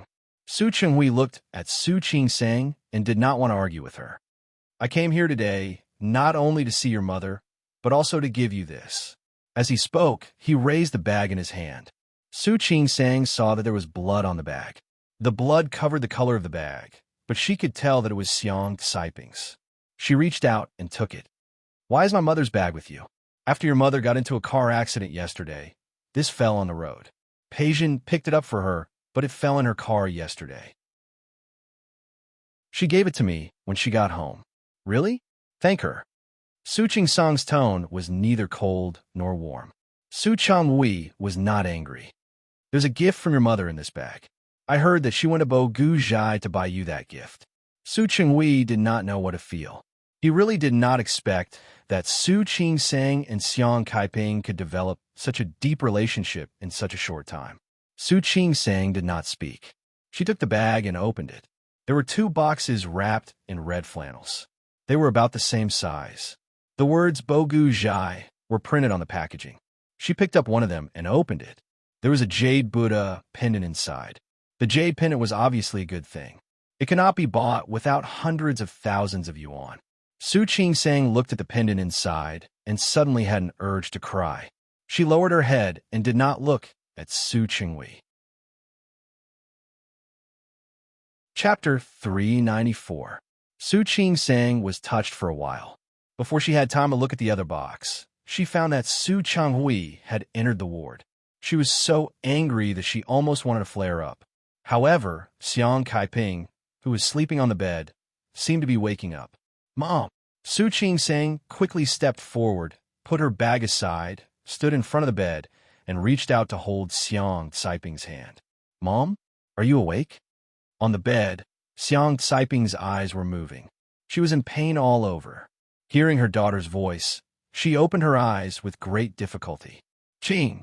Xiang Caiping's voice was stuck in her throat after only one word. She had slept for an entire night and lost too much blood. Her body was weak, and her voice was extremely hoarse and unpleasant to hear. Mom, don't say anything yet. Su Qingsang quickly poured a glass of warm water.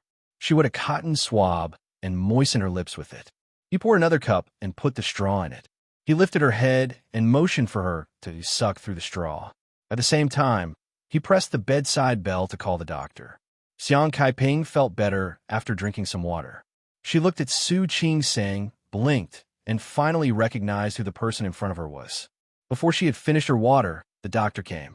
Xiang Caiping was given a routine checkup and asked a few questions. At last, Dr. Li looked at Su Qingsang and said, Dr. Su, since your mother is awake, her concussion should be fine. The rest of the body will slowly recover, and it should be fine. Thank you, Dr. Li. Su Qingsang breathed a sigh of relief. Are you sure there won't be any side effects? I don't think so. Just pay more attention to your waist. All right. I will. Su Qingsang sent the doctor away and stood in front of the bed again. She looked at Xiang Caiping and said, Mom, the anesthesia has worn off. You might feel a little pain. If you really feel uncomfortable, I'll prescribe some painkillers for you. Xiang Caiping shook her head. She was in pain indeed. Her entire body ached. But now she couldn't care less about the pain. Qingsang? After drinking the water, Xiang Caiping's throat felt much better. Her voice was not as hoarse as before. Why did you come back? Aren't you in Song City? Mom. Su Qingsang put the water aside and carefully put her head back on the pillow. You're already like this. How can I not come back? Look at you. Xiang Caiping was a little anxious. She wanted to get up, but Su Qingsang pressed her shoulder down. Mom, don't be in such a hurry to move. Your lumbar spine is injured. He needed to recover properly during this period of time. You mustn't move around, or you'll have a lingering illness in the future. Xiang Caiping's body did not move, but her eyes were full of anxiety. Child, why did you come back? This job was very important. Hurry back. I'm fine. How could you say that you're fine? Su Ching-sang felt like crying. In the past, he had read the news that some parents chose not to tell their children about their illnesses or surgeries during the college entrance examination so as not to affect their children. At that time, she couldn't understand why there would be such a parent. But now that she had encountered it, she was so touched that she wanted to cry. Mom, work is fine. It was true. I've already asked for leave. Don't worry. I will accompany you. It's all my fault. I've held you back. Xiang Kaiping looked guilty. Mom, what Xiang Kaiping said made Su Ching-sang want to cry. She held her hand and said softly, "Don't be like this. You didn't hold me back. I'm so glad I can take care of you." Really? Xiang Kaiping's face was pale. She was still a little conflicted. Su Ching-sang held her hand tightly and said, Mom, I haven't been by your side for the past few decades. Don't stop me." Xiang Kaiping didn't object, but there were obvious tears in her eyes. Ching-sang, Mom, don't talk. You've lost a lot of blood. Your body is weak now. You should take care. Xiang Kaiping nodded hard. The simple movement made her back hurt again. Su Ching-sang felt sorry for her and held her hand. Mom, I'm begging you. Don't move. Lie down properly. Xiang Kaiping finally stopped moving, but at that moment, she saw Su Chenghui, who had been standing in the corner of the ward. With just one glance, her expression changed. Why are you here? Su Ching-sang also saw Su Chenghui at that moment. Her expression was a little ugly. Dad, can I ask you to leave? Su Chenghui looked a little uncomfortable. He took a step forward, but didn't get close. Kaiping, don't be like this. Get out. I don't want to see you.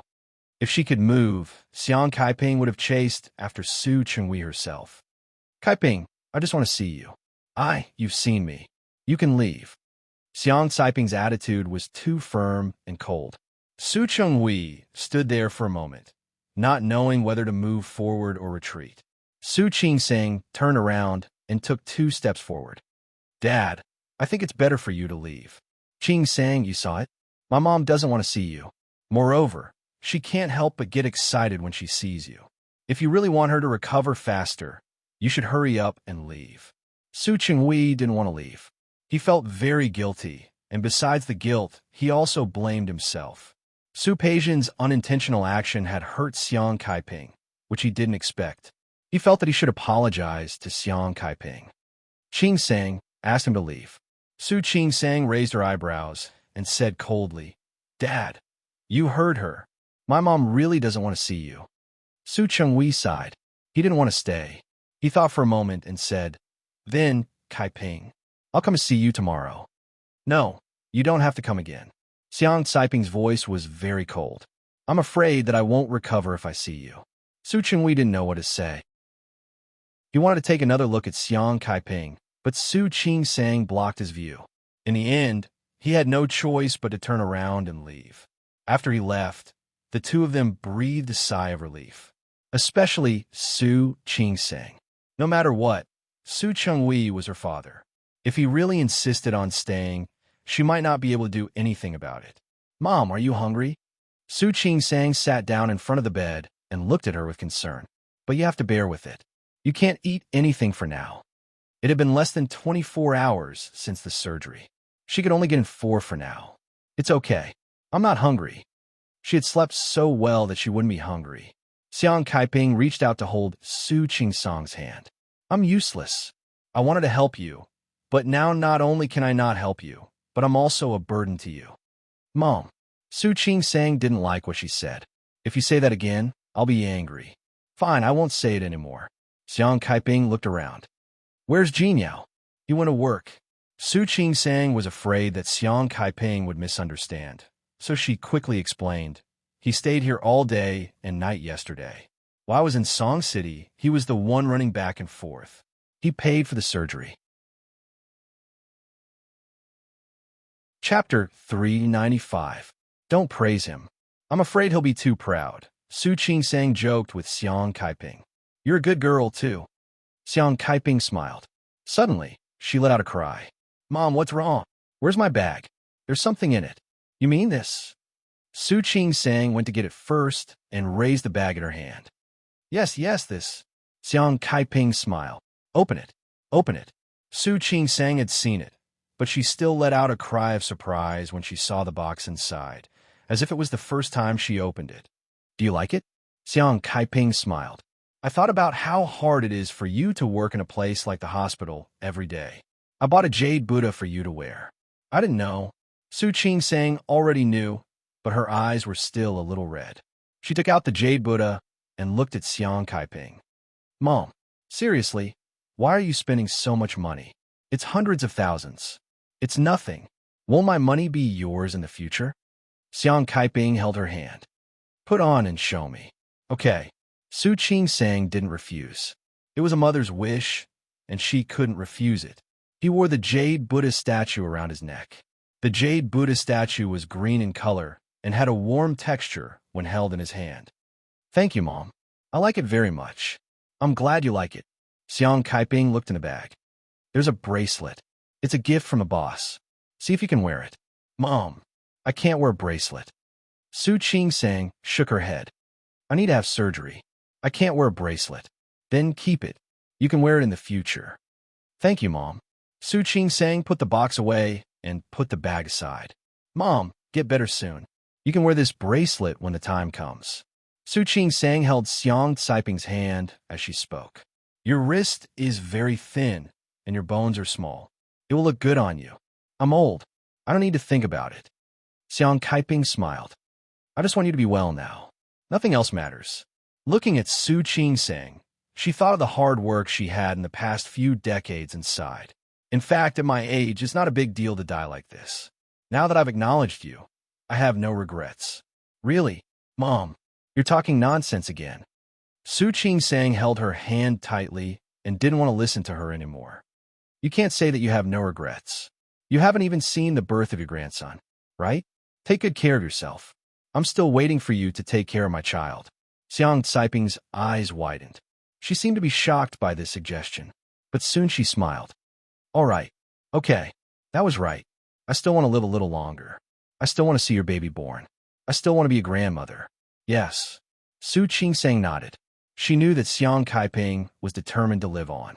In fact, many elderly people would feel depressed in their old age and feel that they were a burden to their children. If other elderly people thought that way, she would not allow Xiang Kaiping to think the same way. In fact, she only found out later that Xiang Kaiping looked old, but in fact she was not even 50 years old. She was still a middle-aged person, not an elderly person at all.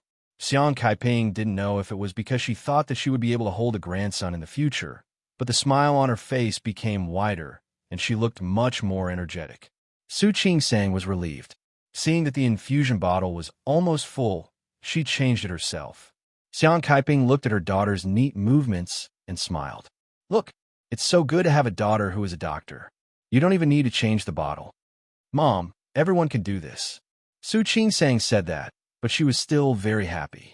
She really felt good to be able to take care of Xiang Kaiping. Xiang Kaiping couldn't eat, and she couldn't move because of the injury on her waist. She took out her phone and read the news to her. The mother and daughter exchanged some hot news, and the atmosphere was really good for a while. However, if there was too much infusion, Xiang Kaiping would still feel sleepy. Not long after, she fell asleep again.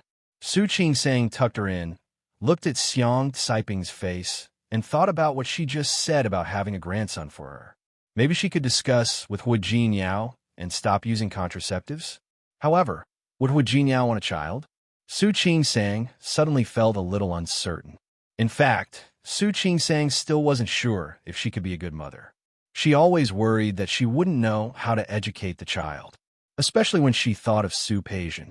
Su Chenghui and Li Qinxue always wanted to give the best to Su Peijian. However, Su Peijian was a little spoiled. On the contrary, Su Yusin, who wasn't spoiled by Su Chenghui, was a little protective, but his personality was actually not bad. Thinking of this, she had prepared a gift for Su Yusin. Today was Friday. He would be back from school, and she couldn't send that gift to him now. At noon, Hu Jinyao sent someone to deliver food. When the food was delivered, Xiang Kaiping was still sleeping. Even if she was awake, she couldn't eat. After dinner, Su Qing-sang cleaned up a bit. The care workers and physiotherapists that Hu Jinyao hired also came. Su Qing-sang was a doctor, so she naturally knew what kind of care workers to choose. After asking, one of the care workers with the surname Ning stayed. She was in her 30s and very experienced. She was also very strong and looked very strong. In fact, care workers had to turn patients over from time to time. If they were too thin and weak, they really couldn't do it. As for the physiotherapist, Xiang Kaiping couldn't even get out of bed now. How could she do rehabilitation? She had to wait until she recovered better. Su Qing-sang left the person's phone number and agreed to come when Xiang Kaiping could do rehabilitation. Although the person didn't stay, Su Qing-sang was quite satisfied with Hu Jinyao's speed. Su Qing-sang really felt that she couldn't be happier to have a husband by her side who thought ahead of her in everything. She thought that when this busy period was over and Xiang Kaiping's body was more or less recovered, they would have a child. She believed that Xiang Kaiping wouldn't be the only one who would be very happy. Old Master Hua, who was far away in Rong City, would also be very happy, right? When Su Yusin returned home, he found that the atmosphere was a little strange. He had been at school 5 days a week and wasn't at home very often. Occasionally, he contacted his parents, either on the phone or through WeChat. He didn't even call them often. But if there was anything, someone at home would tell him. Entering the door, Li Qianxue didn't look very good. Not only was it not good, but it was also quite ugly. Su Qingwei didn't look very good either. He sat on the sofa opposite Li Qianxue with a coffee table between the two of them. Su Peijian sat on the big sofa in the middle. Her eyes were red, as if she had been wronged. Sitting next to her, Old Master Li also had a cold face at this time. You're tuning in to the Romance Rendezvous YouTube channel. We're so grateful for your support, and don't forget to subscribe to join us on this incredible journey through captivating stories. Your generosity through donations truly makes a world of difference, as it's the primary source of revenue that allows me to expand and enhance this channel for you. Thank you from the bottom of my heart for being a part of this adventure.